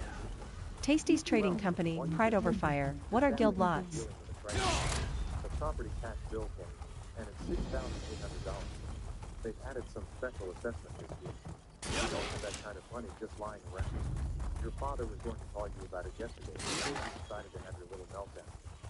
There it was, the financial request disguised as a crisis, the dismissal of my feelings as a little meltdown, the expectation that I would, as always, solve their problems. I'm sorry to hear about the tax bill, Mom, I said, surprising myself with how steady my voice remained. But I won't Spicy potatoes, Klaus the Mad Dash. KMN. So profound, I wondered if the call Tasty's stopped. Trading Company, Tasty Jealous God. Guild lots equals packs sold by the hosting guild to fund a guild's trader bids. Sarah, this is our home. We could lose it if we don't pay these taxes. I understand it's a difficult situation, I replied. But I've decided I need to focus Tasty's on my own Trading financial Company, security. Eagle _ bless 960. C4? And it's time for me to prioritize my future. Is this still about that stupid group chat? For heaven's sake, Sarah, it was just a joke. You're going to let your parents lose their home over a silly nickname? This isn't about them. I've given this family over 300. Taking vacations, even dating because I've been so focused on solving everyone else's financial problems. So this is about money. You're keeping score? Her voice took on another situation. I didn't realize you were calling especially just to save your family. How mercenary. It's not about the money itself. I'll explain. Fully support of the plan. It's about the expectation of all the people who want to die. It's about the future. It's about the fact that you all joke about being an ATM in a small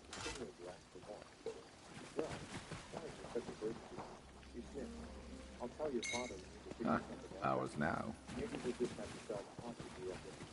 The house where all your childhood memories were. I hope you'll be happy with it.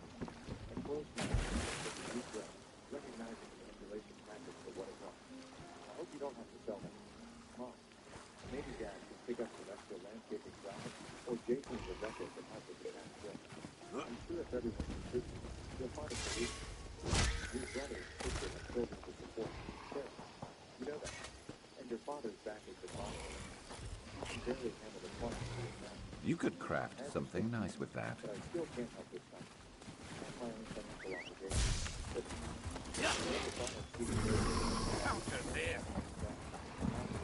before spending, what would your grandmother say if she could see you now? The mention of my grandmother, who had died 5 years earlier, who had asked me to bury himself about the money I gave my dad, was the final manipulation attempt. In the past, it would have worked. I would have gave, apologized, sent the money, and continued to help. Not today. I think Grandma would tell me it's that. I stood up for myself. I said quietly, I love you, Mom, but I can't be the family's financial safety net anymore. I need to create my own safety net. Well, Anything for good? a long haul. When you needed it, we were always there. But now that we need you, you've decided we're not there. What's your fancy financial planning make? Sarah,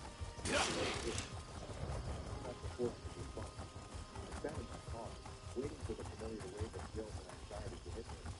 But instead, I felt strangely calm. For the first time in 15 years, I set a boundary myself.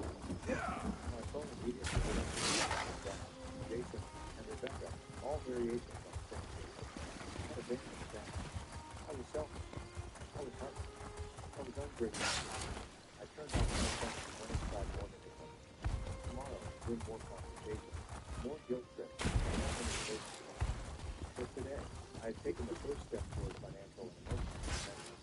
The family ATM was officially closed for business. Part 2, the new account. The next few weeks have been the most difficult of my life. My family escalated their tactics to level 1. When guilt, anger, and health scares didn't work, they moved on to more creative approaches. Dad showed up at my office, creating a scene in the lobby until security escorted him out. Rebecca brought her children to Morgan, instructing them to try and ask why Aunt Sarah doesn't love us anymore. Jason spread rumors among our extended family that I had had some kind of mental breakdown. Mom called my boss, claiming she was worried about my fragile mental state and suggesting I take time off. Through it all, I held firm to my boundaries. Morgan let me stay. Tasty's Trading Company, Way of Spirit, trial time? Bosses, who had known me for years as their most reliable employee, assured me they put no stock in my mother's concern. I changed my phone, thinking the new one might be from their friend in college. I met with a therapist twice a week, learning to recognize and resist the manipulation tactics that work. Dr. Vivian helped me see that what I had experienced was a fundamental abuse, a pattern of control using money as a weapon. You're going through a grief process, she explained during one session. You're mourning the family you thought you had. The relationship Tasty's Trading Company, LMG Twin Laura. That's the melody I'm on Wolf. Sometimes I still wonder if I'm overreacting. I admit it. Maybe it really was just a joke. Maybe I'm being too sensitive. Sarah, Tasty's they Trading won't get Company, you. Way of Spirit, They LOL. wanted to help us. They took advantage of your generosity for 15 years. And when you finally set about it, they attacked you from all sides instead of respecting your decision to kill them. That's not how loving family is made.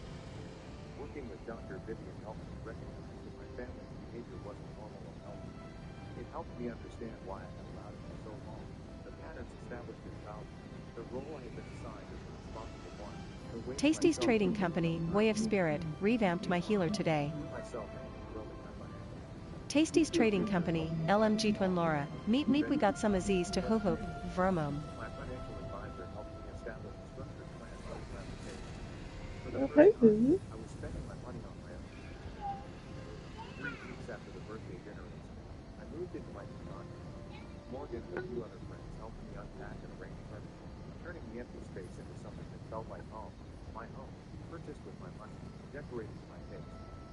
That evening, after everyone had left, I sat on my new couch and looked around at my new life. There was still pain, still grief for the family relationships I had lost over time and never really had. But there was also pride in what I had accomplished and hope for the future I was building. My doorbell rang, interrupting my thoughts. Through the peephole, I saw my mother Tasty's standing Trading Company, Darth Snake 58. Are we grouping I yet? hadn't given any family members my address. I opened the door but didn't invite her in. Mom, how did you find me? She looked smaller somehow, less intimidating than she had just weeks before. Rebecca followed your friend into the apartment one day.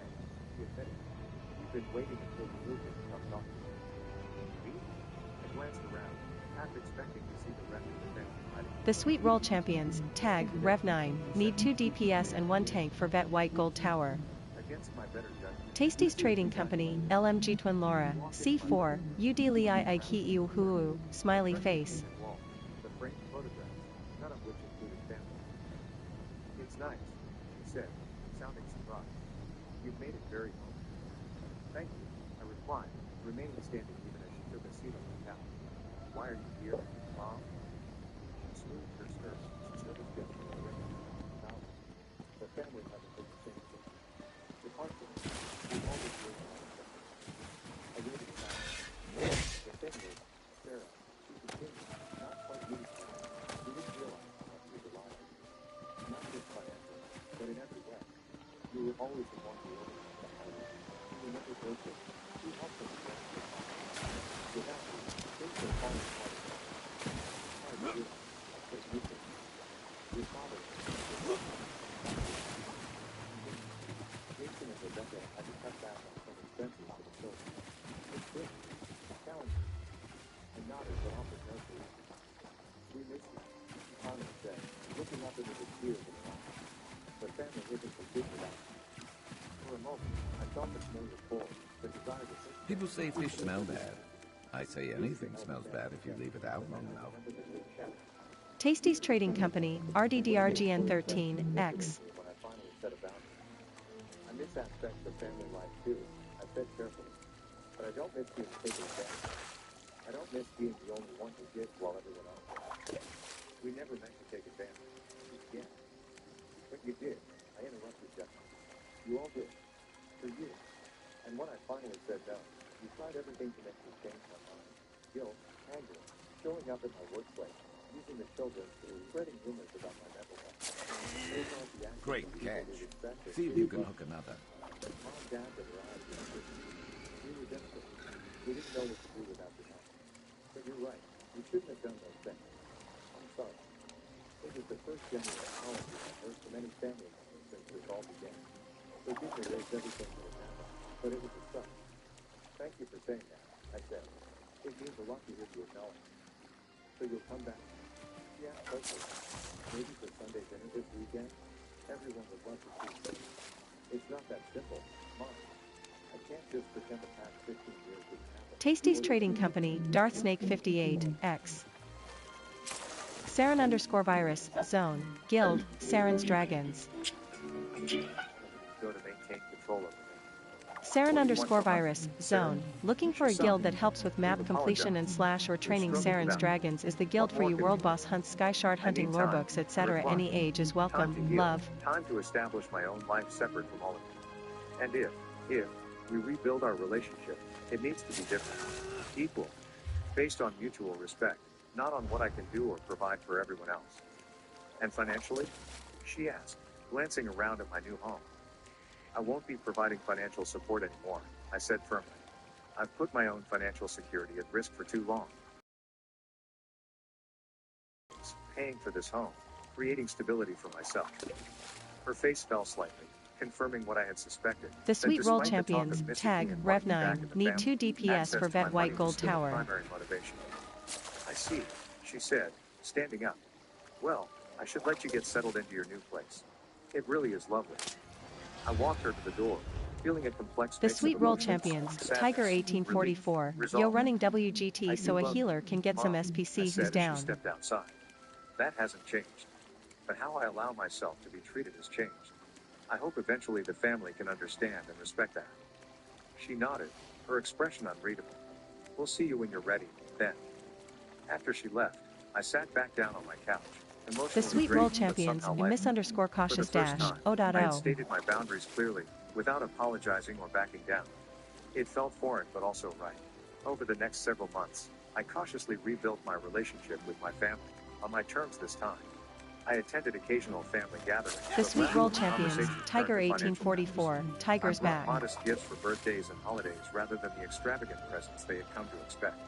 I deflected requests for loans The from Sweet the Roll simple. Champions, I'm not in a Tag, position Rev to help 9, financially yeah. right now. It wasn't easy. There were tearful phone calls, passive-aggressive comments, occasional relapses into old patterns of guilt and manipulation. Each time, I gently but firmly reasserted my boundaries. Some family members adapted better than others. Rebecca eventually apologized sincerely and stopped asking for money. Dad maintained a polite distance, seemingly unsure how to relate to me without the financial dynamic. Jason alternated between grudging respect and thinly veiled resentment. Mom vacillated depending on her financial needs at any given moment. But while my family relationships remained complex and sometimes strained, other areas of my life began to flourish. I took a 2-week vacation to Europe, something I had dreamed of for years but had always postponed because of family emergencies. I joined a hiking club and made new friends who knew me as Sarah the avid photographer, not Sarah the reliable checkbook. I started dating again, eventually meeting Michael, a kind, self-sufficient architect who respected my boundaries and appreciated my newfound assertiveness. Most importantly, I started therapy to address the deeper patterns that had led me to become the family ATM in the first place. Dr. Vivian helped me The understand Sweet that Roll my worth Champions, wasn't tied Tiger to what I could provide for 1844, others, Cricket. that saying no didn't make me selfish, that healthy relationships involve mutual giving and receiving. Tasty's Trading 1 Company, year after Squishy discovering the Shadow, real X if family needed chat, for I trial. threw myself a financial independence The Sweet party. Roll Champions, Morgan, Tag, Rev Michael, 9, and my yeah, closest straight friends face. gathered in my condo, now fully decorated and truly feeling like home, to celebrate a significant milestone. I had restored my emergency fund, maxed out my retirement contributions, and begun investing in my future. I'd like to make a toast, Morgan said, raising her glass. To Sarah, who had the courage to close the Tasty's bank Trading of Sarah Company, and open a Darth new Snake account in 58, self-worth waiting on and invite boundaries. C4 LOL. The Sweet Roll Champions, Miss_cautious dash, BRB. to tired otherwise ID join.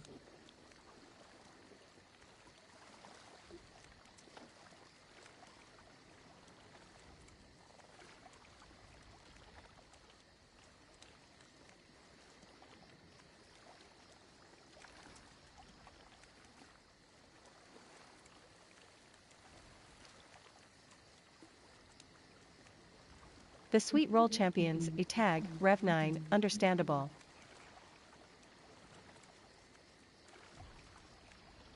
Tasty's Trading Company, Hollow_Madi_Tian, Sup TTC, can I get in on that trial run? I'm new to trials but sure do need the gear. I can tank, heal, or DPS. The Sweet Roll Champions, Tiger 1844, no worries. Tasty's Trading Company, Pride Over Fire, Lemmy X4 trial if room. Scottish Pope 1690, Zone, LF3DD please NCR. Tasty's Trading Company, Tasty Jealous God, it's a vet trial. The Sweet Roll Champions, Tiger 1844, worries. Tasty's Trading Company, Pride Over Fire,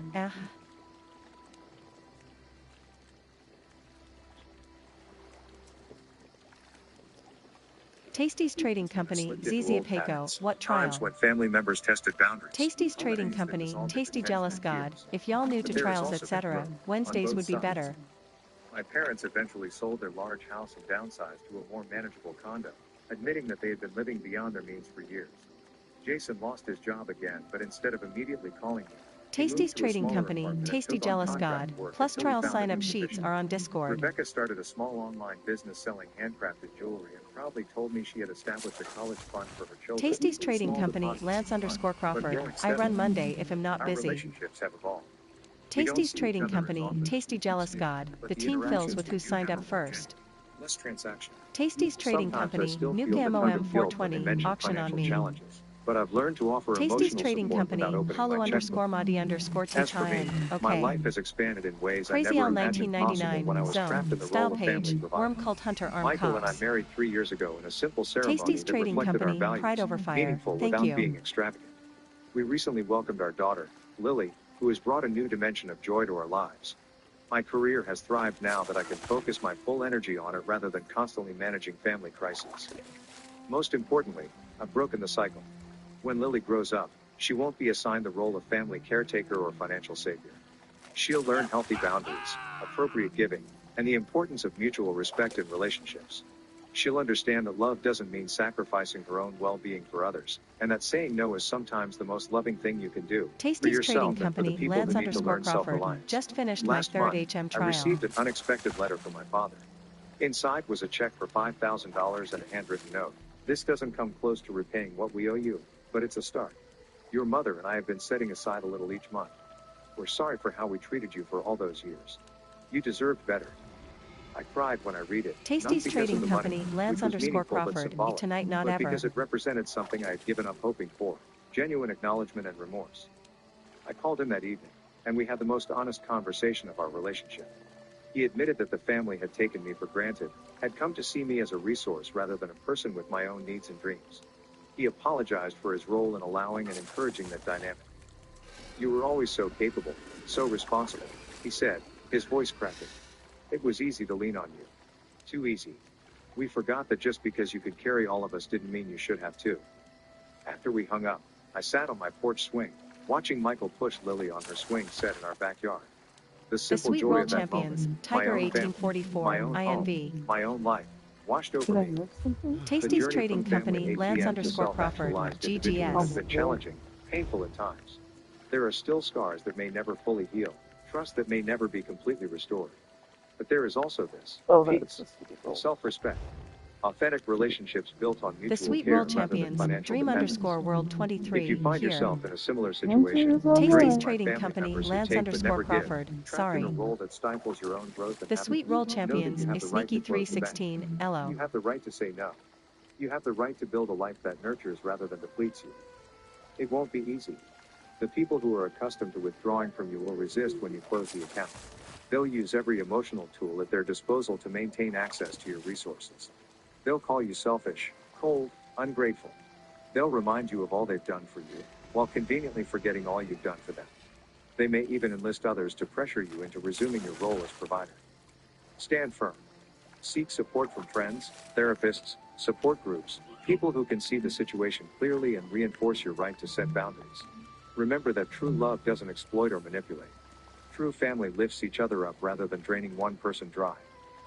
5 years ago, I was the family ATM, reliable, available 24/7, dispensing financial and emotional support without requiring identification or acknowledgement. Today, I am simply Sarah, wife, mother, friend, professional, woman with dreams and boundaries and a life of my own making. The Bank of Sarah has closed permanently. In its place stands something far more valuable. A whole Gaming with person, friends, no Justy longer the defined by accused. what she can Panzer give, is but by running who she late, but truly will be is. on shortly. Sorry for What the would you do if you inconvenience, discovered everyone. your family had been using you as their personal ATM for years? Would you have the courage to walk away and start over? I trusted my family with everything I had. Until I found the ledger they never meant for me to see. I never thought I'd be the kind of person who checks their siblings' browser history. But when you find out your bank account is suddenly $47,000 lighter than it should Tasty's be, Trading you start Company, doing things you Cathera, never Lance the imagined. Benevolent Beast. The worst part wasn't discovering the money was gone. It was realizing that the people who had taken it were sitting across from me at Sunday dinner, passing the mashed potatoes and asking about my promotion with smiles that never quite reached their eyes. My name is Ellie Pearson.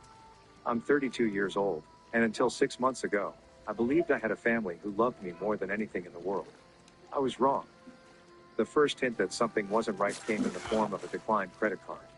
I was standing in line at a cafe, my phone chiming with a fraud alert while the barista waited with thinly veiled impatience. I stepped aside, confused. I had just deposited my quarterly bonus, $12,600 after taxes, into my account 3 days prior.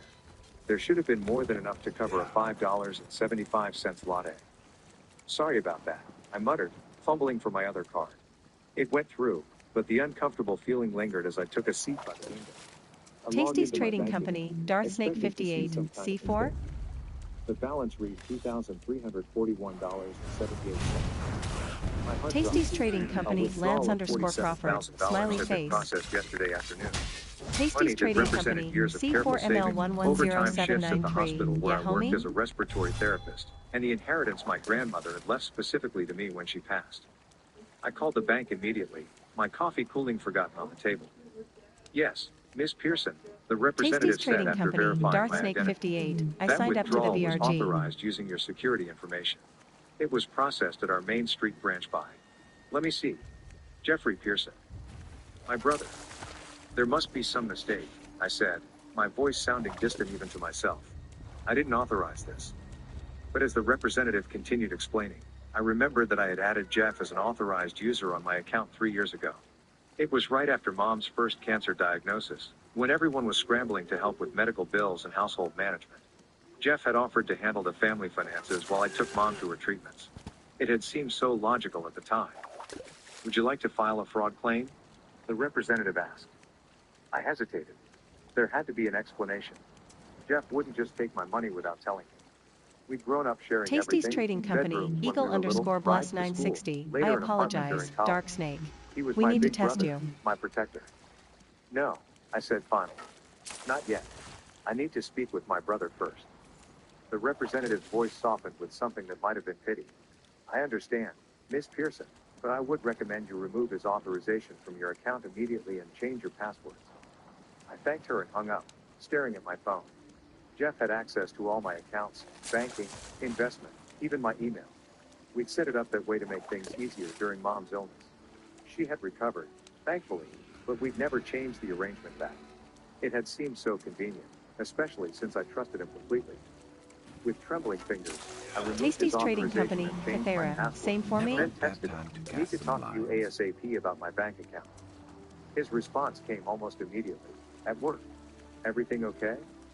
The casual tone made my stomach tighten. No. $47,000 is missing. There was a long pause before his next message appeared. Oh shit. Tasty's I can Trading explain. Company, Darth Snake Family 58. emergency. I mean, I can just Needed post moms all my tonight. vet clears on Discord. Family emergency? What family emergency could possibly require nearly $50,000 without even telling me? I'll be there at 6, I replied. I spent the rest of the afternoon and a daze, alternating between worry and anger. I tried to focus on my patients, but my mind kept returning to that withdrawal slip with my brother's signature on it. Jeff was a financial advisor. He managed money for a living. He knew better than anyone the significance of what he'd done. When I arrived at my mother's house that evening, I was surprised to find not just Jeff, but my younger sister Megan and my mother waiting in the living room. They looked up when I entered, their expressions a mixture of concern and something else I couldn't quite identify. Ellie, Mom said, rising to hug me. Jeff told us what happened. I'm so Tasty's sorry. Trading Company, Cathera. I Just pull returned and her hug star for me automatically, then. but my She's eyes on were wait Jeff, list. who was staring at the floor. What exactly did he tell you? I asked, pulling away. Mom gestured for me to sit. About the misunderstanding with your account. He said he needed to borrow some money for an investment opportunity, and he thought you'd agree to it. I felt my face flush. A misunderstanding? Mom, he took $47,000 without my knowledge or permission. That's not a misunderstanding. That's theft. Ellie, please, Jeff finally spoke, looking up with reddened eyes. I was going to tell you. I just needed to move quickly on this deal, and I knew you'd agree once I explained. Explained what? I demanded. What investment opportunity is so urgent that you couldn't pick up the phone? Jeff exchanged a glance with Megan that made my skin prickle. Something was off here. It's complicated, he began. There was this property that came on the market, massively undervalued. I knew if I didn't act immediately, someone else would snatch it up. The return will be incredible, Ellie. I'm talking 50% within 6 months. So you just took my money? My entire savings? My voice was rising despite my efforts to stay calm. When were you planning to tell me? After you Tasty's made this Trading miraculous Company, return? Eagle _bless I was going to 960. call you I tonight. apologize to Jeff both. insisted. Mistake were The made deal while just going closed trough the yesterday. list. Look, I know it was wrong. I panicked. But I'm putting everything in writing, and you'll get every penny back with interest. Mom reached for my hand. Honey, Jeff made a mistake, but his heart was in the right place. He's trying to help all of us build well. You know how hard things have been since your father left. Our father had abandoned the family when I was 16, leaving Mom to raise 3 children. EZG_Mimi, It Zone, had been Guild, the defining Black cause Knives. of our family heritage. The reason we all worked so hard and stuck together so fiercely. Jeff had stepped into the role of man of the house, working through high school and college to help support us all. I'd always admired him for it. This isn't about Dad, I said firmly. This is about Jeff stealing from me. I didn't steal. Jeff's voice hardened. I borrowed. There's a difference. And frankly, Ellie, after everything I've done for this family, I thought you would trust me a little more. The guild trip was so familiar I almost caved to it reflexively. Jeff had always been the one who sacrificed, who took care of everyone. How many times had he lent me money during college? How many times had he helped me move, fixed my car, talked me through breakups? But $47,000 wasn't pocket change. I need it back, I said. All of it. Now. An uncomfortable silence filled the room. I can't do that, Jeff finally said. Damo The money FD is Zone. investment. Got some If I half-baked pull it out now, VPS? we'll lose Guild, everything. the cooking guild awaits. I repeated. There is no we here, Jeff. That was my money. Ellie, Megan interjected, her voice soft and reasonable. I know this feels bad right now, but Jeff is brilliant with investments. He's managed my portfolio for years, and I've never had a reason to complain. Just give him the 6 months. You'll be thanking him when he doubles your money. Something in her tone made me look at her more carefully. Megan was a nurse practitioner, making good money but not enough to have a portfolio that required management. And she'd always been terrible with finances, constantly borrowing from mom or maxing out credit cards. What portfolio? I asked. Megan flushed. Just some investments Jeff has been helping me with. With what money? Another loaded glance between my siblings. Megan had some inheritance from Grandma too, Mom said quickly. We all did.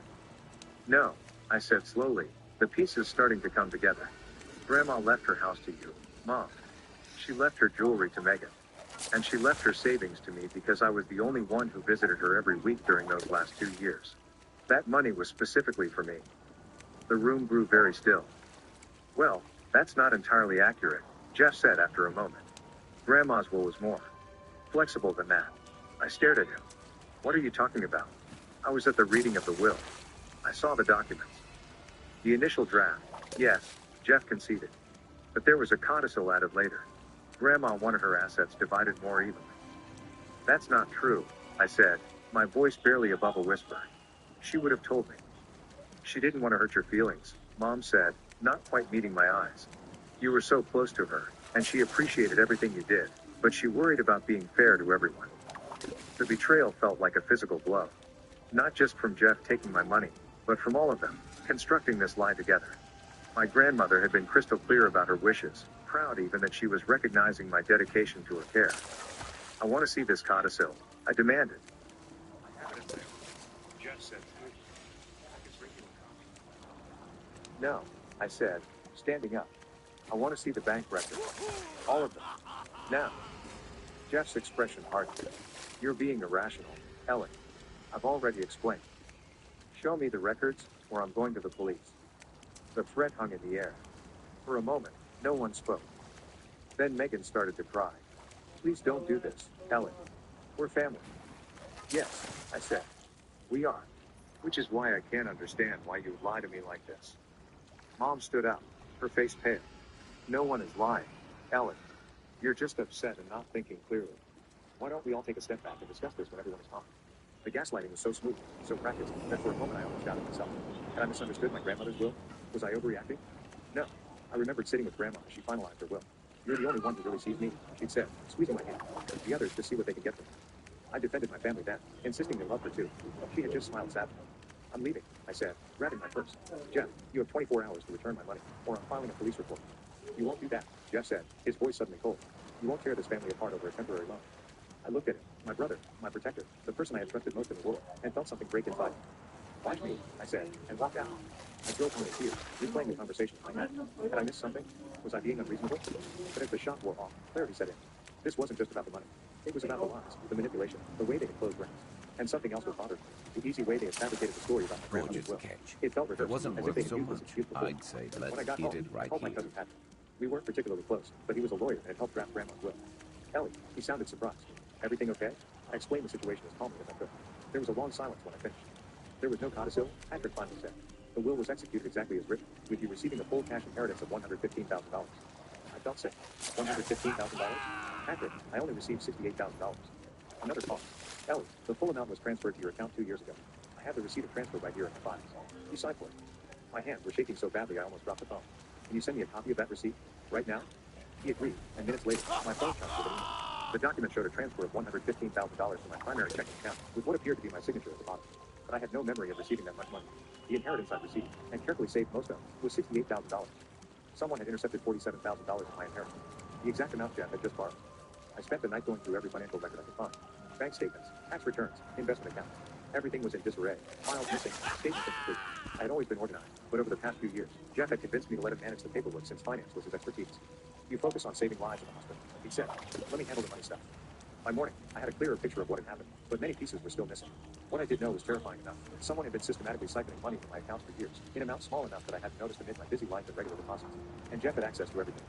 I called in sick to work for the first time in years and made an appointment with a forensic accountant. Then I called the bank and asked for copies of all withdrawal slips for the past 5 years. That's quite a lot of paperwork, the manager said. May I ask why you need those specific records? I believe someone has been stealing from me, I said simply. There was a pause. Ms. Pearson, we should probably discuss this in person. Could you come to the branch this afternoon? 3 hours later, I sat across from the bank manager, Angela Reyes, as she slid a folder across her desk. These are the large withdrawals made from your account in the past year, she said quietly. All were in-person transactions authorized by you, Jeffrey Pearson, as your designated account manager. I flipped through the documents, my horror growing. Withdrawal after withdrawal, totaling over $103,000 in the past year alone. Most were signed by Jeff, but several had my signature, or what appeared to be my signature. I didn't authorize these, I said, pointing to the ones with my name. I never signed these. Angela's expression was sympathetic but cautious. The signatures match our records, Ms. Pearson, and in each case, proper ID was presented. A cold realization washed over me. My driver's license went missing last year. I thought I'd lost it at the gym. I had to get a replacement. I see. Angela made a note. That's concerning. Would you like to file a fraud claim now? Yes, I said firmly. For all of these transactions that I didn't personally authorize. As we went through the paperwork, Angela hesitated over one form. I should mention that your brother came in yesterday afternoon. He attempted to make another withdrawal of $35,000, but was denied because you had removed his authorization. My blood ran cold. Even after being confronted, he had tried to take more money. He was quite insistent, Angela continued. Said there was a family emergency and that you had verbally authorized the withdrawal. When our teller refused, he asked to speak to me. I explained that he would need your direct confirmation. He paused. He seemed very surprised that you had removed his access.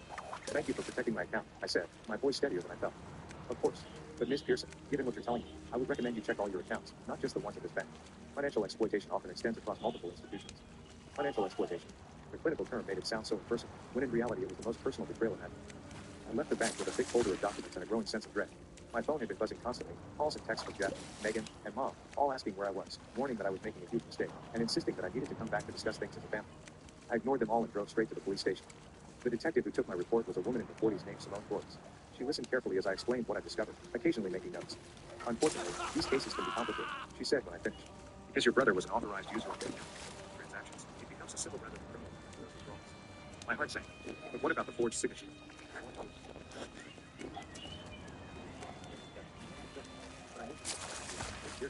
Family financial cases are notoriously difficult to prosecute. Juries don't like to send family members to jail, and defense attorneys are very good at handling situations as misunderstandings or informal lies. So they can just take everything, and there's nothing I can do? The unfairness of it made my voice crack. Detective Torres leaned forward. I didn't say that. We'll investigate, and if we find clear evidence of forgery or identity theft, we can build a case. In the meantime, you should consult a civil attorney about recovering your funds, and you should secure any financial documents or evidence. As she walked me out, she added, one more thing. Family members who exploit others don't stop at money. They might try to damage your reputation or relationships when you find. Be prepared for that. Her warning proved prophetic. By the time I got home, my phone was flooded with messages, not just from my immediate family but from aunts, uncles, and cousins. Somehow, in the span of a few hours, Jeff had spread the word that I was having a mental health crisis and making wild accusations because of stress at work. The most hurtful message came from my Aunt Helen. Ellie, we're all very concerned about you. Jeff says you've been working too hard and having paranoid thoughts. Please let us help you get the care you need. The gaslighting was so comprehensive it took my breath away. They were trying to make me doubt my own sanity rather than admit what they had done. I turned off my phone and got to work. I spent the evening securing my apartment, changing locks and installing a simple security camera by the door. Then I started searching, really searching, through my home office. Around midnight, buried in the back of a filing cabinet under tax returns from 5 years ago, I found something that made my blood run cold, a small leather-bound ledger I had never seen before. Inside were careful notations in Jeff's precise handwriting, detailing loans taken from my accounts dating back nearly 4 years. Each entry included a date, amount, and cryptic notes like M's credit card, down payment supplement, or Mom's roof. Most disturbing was a column labeled cover story with brief notes, investment opportunity, bank error, tax situation. They had been planning their excuses in advance. The total at the bottom of the final page made me physically ill, $342,675.80. Nearly $300,000 beyond what I'd already discovered. I sat on my office floor, the ledger clutched in my hands, as the full magnitude of the betrayal washed over me. This wasn't opportunistic theft. This was systematic, calculated exploitation of my trust over years. And it wasn't just Jeff. The notations made clear that Mom and Megan were beneficiaries and likely collaborators. My family had been stealing from me while smiling across the dinner table, while accepting my gifts, while telling me they loved me. I barely slept that night. In the morning, I made 3 phone calls. To a locksmith to change my locks again, to a civil attorney specializing in financial recovery, and to my work requesting an emergency leave of absence. Then I began the real investigation. Over the next 2 weeks, I pieced together what had happened. With my attorney's help, I subpoenaed records from multiple banks, investment firms, and even property records. The picture that emerged was devastating. Jeff had been using my money, and apparently money from other sources, to build his own investment portfolio. He had purchased 2 rental properties and a vacation cabin, all titled solely in his name. Megan had used loans from my accounts to pay off $78,000 in credit card debt, purchase a new car, and fund a lavish wedding. My mother's house, which I had helped her refinance 3 years ago, had been paid off entirely, using $143,000 of my money. All while I lived in a modest apartment, drove a 10-year-old car, and pulled extra shifts to build what I thought was my savings. The methods varied. Sometimes Jeff used his authorized access to make direct withdrawals. Sometimes they forged my signature. In several cases, they had opened credit lines in my name, maxed them out, and then used my funds to make minimum payments to avoid detection. Most painful was discovering that the story about my grandmother's wasn't their first lie. They had been hiding financial matters from me for years, creating elaborate fiction to explain discrepancies when I occasionally noticed them. Don't worry about that credit card statement, Jeff had said just last year. It's an error in the bank system. I'll handle it. And I had believed it, because he was my brother, my protector, the financial expert who had always looked out for me. While I gathered evidence, my family escalated their campaign. Jeff sent a concerned colleague to my apartment to check on me. My mother called my supervisor at the hospital, suggesting I needed psychiatric evaluation. Megan posted vague social media messages asking for prayers for her sister who was going through a difficult time. They were laying groundwork to discredit me if I went public with what they had done. But their most effective weapon was still emotional manipulation. The messages became less accusatory and more pleading. Ellie, please just talk to us. Whatever you think happened, we can work it out. We're family. Baby girl, I'm worried sick about you. Mom hasn't slept in days. Please come home. Sis, I know I made mistakes, but I never meant to hurt you. Everything was for the family. Each message was designed to hit my vulnerability, to remind me of our shared history and the family bonds I had always valued above everything else. Some days, I almost weakened, almost called it back, almost agreed to meet and work things out as a family. But then I would open that ledger and see the cold calculations, the planned deception, and my resolve was harsh again. On day 17 of my investigation, I received an unexpected message from my cousin Patrick. I need to speak with you privately, not over the phone. Can we meet? We arranged to meet at a coffee shop downtown, far from any of my family's usual haunts. Patrick looked nervous when he arrived, glancing around before sitting across. I can't stay long, he said. If Jeff finds out I'm talking to him. What's going on, Patrick? He took a deep breath. I think I may have inadvertently helped him. With your grandmother's will. My stomach tightened. What do you mean? After she died, Jeff came to me with questions about the inheritance distribution. I explained the terms of risk, that we received the bulk of the cash after. He seemed upset, but accepted. Patrick stared at his thoughts. Then about a month later, he came back with what he claimed was a handwritten note from your grandmother, expressing her wish to distribute things more evenly. And you believed him? No, Patrick said firmly. I told him it wasn't legally binding without proper witnesses and notarization. I refused to help him challenge the will. I waited, sensing there was more. But then, Patrick hesitated. Jeff asked me theoretical questions about how someone might access a family member's inheritance if they had power of attorney. I never gave anyone power of attorney, I said. I know. I told him that too. But Ellen, a few months later, I got an invitation to your mother's house for dinner. Jeff was there with some documents, one was from Catherine and Baby. One was a power of attorney form, what appeared to be your signature. My blood ran cold. Did you verify it? I didn't have any signature of yours to compare it to, but something felt off about the whole situation, so I made an excuse and left without reviewing the document. He looked up at me, genuine remorse in his eyes. I should have warned him then, but Jeff was insistent it was just a state planning for your mother, and I didn't want to cause family drama based on suspicion. So smart, Ellen.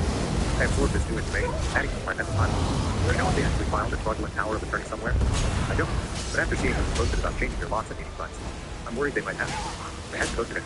That was another lie they were spreading, creating a fictional social media breakdown to support their narrative of my mental instability. Thank you for telling me, I said. This helps more than you know.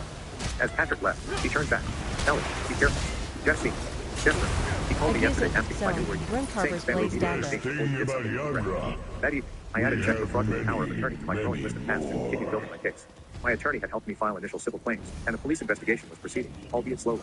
I had secured my current assets and begun the process of disputing the fraudulent credit accounts. Zone, the But I still master's hadn't confronted my perfected family shield. directly since that first night. I was gathering Accused ammunition, ensuring that when I zone, finally the faced them, master's they couldn't perfected dismiss or sword. gaslight me again. The confrontation came sooner than I planned. 3 weeks after discovering the ledger, I returned home from a meeting with my attorney to find my apartment door slightly ajar. My heart pounding, I backed away, calling the police from the stairwell. When officers arrived, they confirmed someone had forced entry. Together, we Accused entered the zone, office with selling. So long DM as for we info. establish drawers empty, even my mattress and couch cushions slashed open. But the intruder had missed the most important evidence. The ledger wasn't in my apartment at all. It was in a safe deposit box at a new bank, along with copies of all my documentation. Do you have any idea who might have done this? An officer asked as they photographed the damage. I did, but I hesitated to accuse my family without proof. I've been involved in a financial dispute. Someone may have been looking for documents. After filing the report and securing my apartment again, I checked my email and found a message from an unfamiliar address. Give up now. You'll never prove anything, and you're only hurting the people who love you. Some family secrets should stay buried. The threat removed any remaining hesitation. It was time to act. The next morning, I called Detective Flores and shared everything. The break-in, the threatening email, Patrick's revelation about the possible fraudulent power of attorney, and my suspicion that my family was behind it all. This escalates things, she said grimly. Breaking and entering, destruction of property, and threatening communications are criminal matters we can act on immediately. Within hours, a warrant was issued for my apartment building security footage. By that evening, Detective Torres called me back. We have clear images of Jeffrey Pearson entering your building at 2:17 p.m. and leaving at 3:04 p.m. He's wearing a baseball cap, but made no real effort to disguise himself. I felt a strange mixture of vindication and heartbreak. Gaming with friends, X_diabolism_X. Am I late? I can help if needed. Fire Lizard 86, Zone, WTF? When confronted with the security footage, he admitted to entering your apartment but claimed he was checking on you because the family is worried. He said he used the key you had given him. I changed the locks weeks ago, I said. Yes, which is why we found lock-picking tools in his car during the search. He's being charged with breaking, entering, vandalism, and Kaisha_G, Zone. Good people of Tamriel, there is a seat that awaits you. We are a social guild that is looking for new, returning, and experienced players alike. So pull up a chair, apply today, and we will see you at Guild, the Round Table. We've also obtained warrants. Hewitt 13, Crystal, Zone, Guild, Crystal Dragon. Hewitt 13, Crystal, Zone, Guild Master here on an active guild. We're investigating their involvement. Hewitt 13, Crystal, Zone, Guild, Devil's Dragons. After hanging up, I sat on the hotel bed. Gaming with friends, X_diabolism_X, LOL and 4 lure. Part of me wanted to call it all off. To find some Hewitt way to resolve the 13, problem. Crystal, But I remembered the Zone, ledger, Sister the full Guild to calculations of their mine. betrayal. This wasn't a misunderstanding or a one-time mistake. This was years of systematic exploitation. Hewitt 13, Crystal, Zone, Guild, Saren's Dragons. The calls and messages that have been Gaming with frustrating friends, the reputation Panzer of Apollo, just Some got relatives on. fell silent. Others reached out with confidence. They had no idea what had happened. A few, Hewitt like my aunt 13, Helen, doubled down Crystal, on defending Zone, Insisted Baby that Little Princess Guild. family should work things out privately rather than involving authorities. But most seemed stunned by the concrete evidence that was emerging. Gaming with friends, Panzer Apollo, sorry. Didn't there was a Sorry. Agni update, LOL. Ellie, Sorry. I need to speak with you. Not about reconciliation or excuses. Boop, But you boop. should know. Please. After consulting with my attorney and Detective Torrance, I agreed to meet her at the police station, with both of them present. Gaming I wasn't with taking any friends, more chances. X_diabolism_X. Her face Hi glowed with stress Pan. as she was escorted Hope to you're the interview well. room. She barely glanced at my attorney. Her eyes fixed on me with an let's- expression I couldn't quite read. Thank you for coming, she said quietly. I nodded.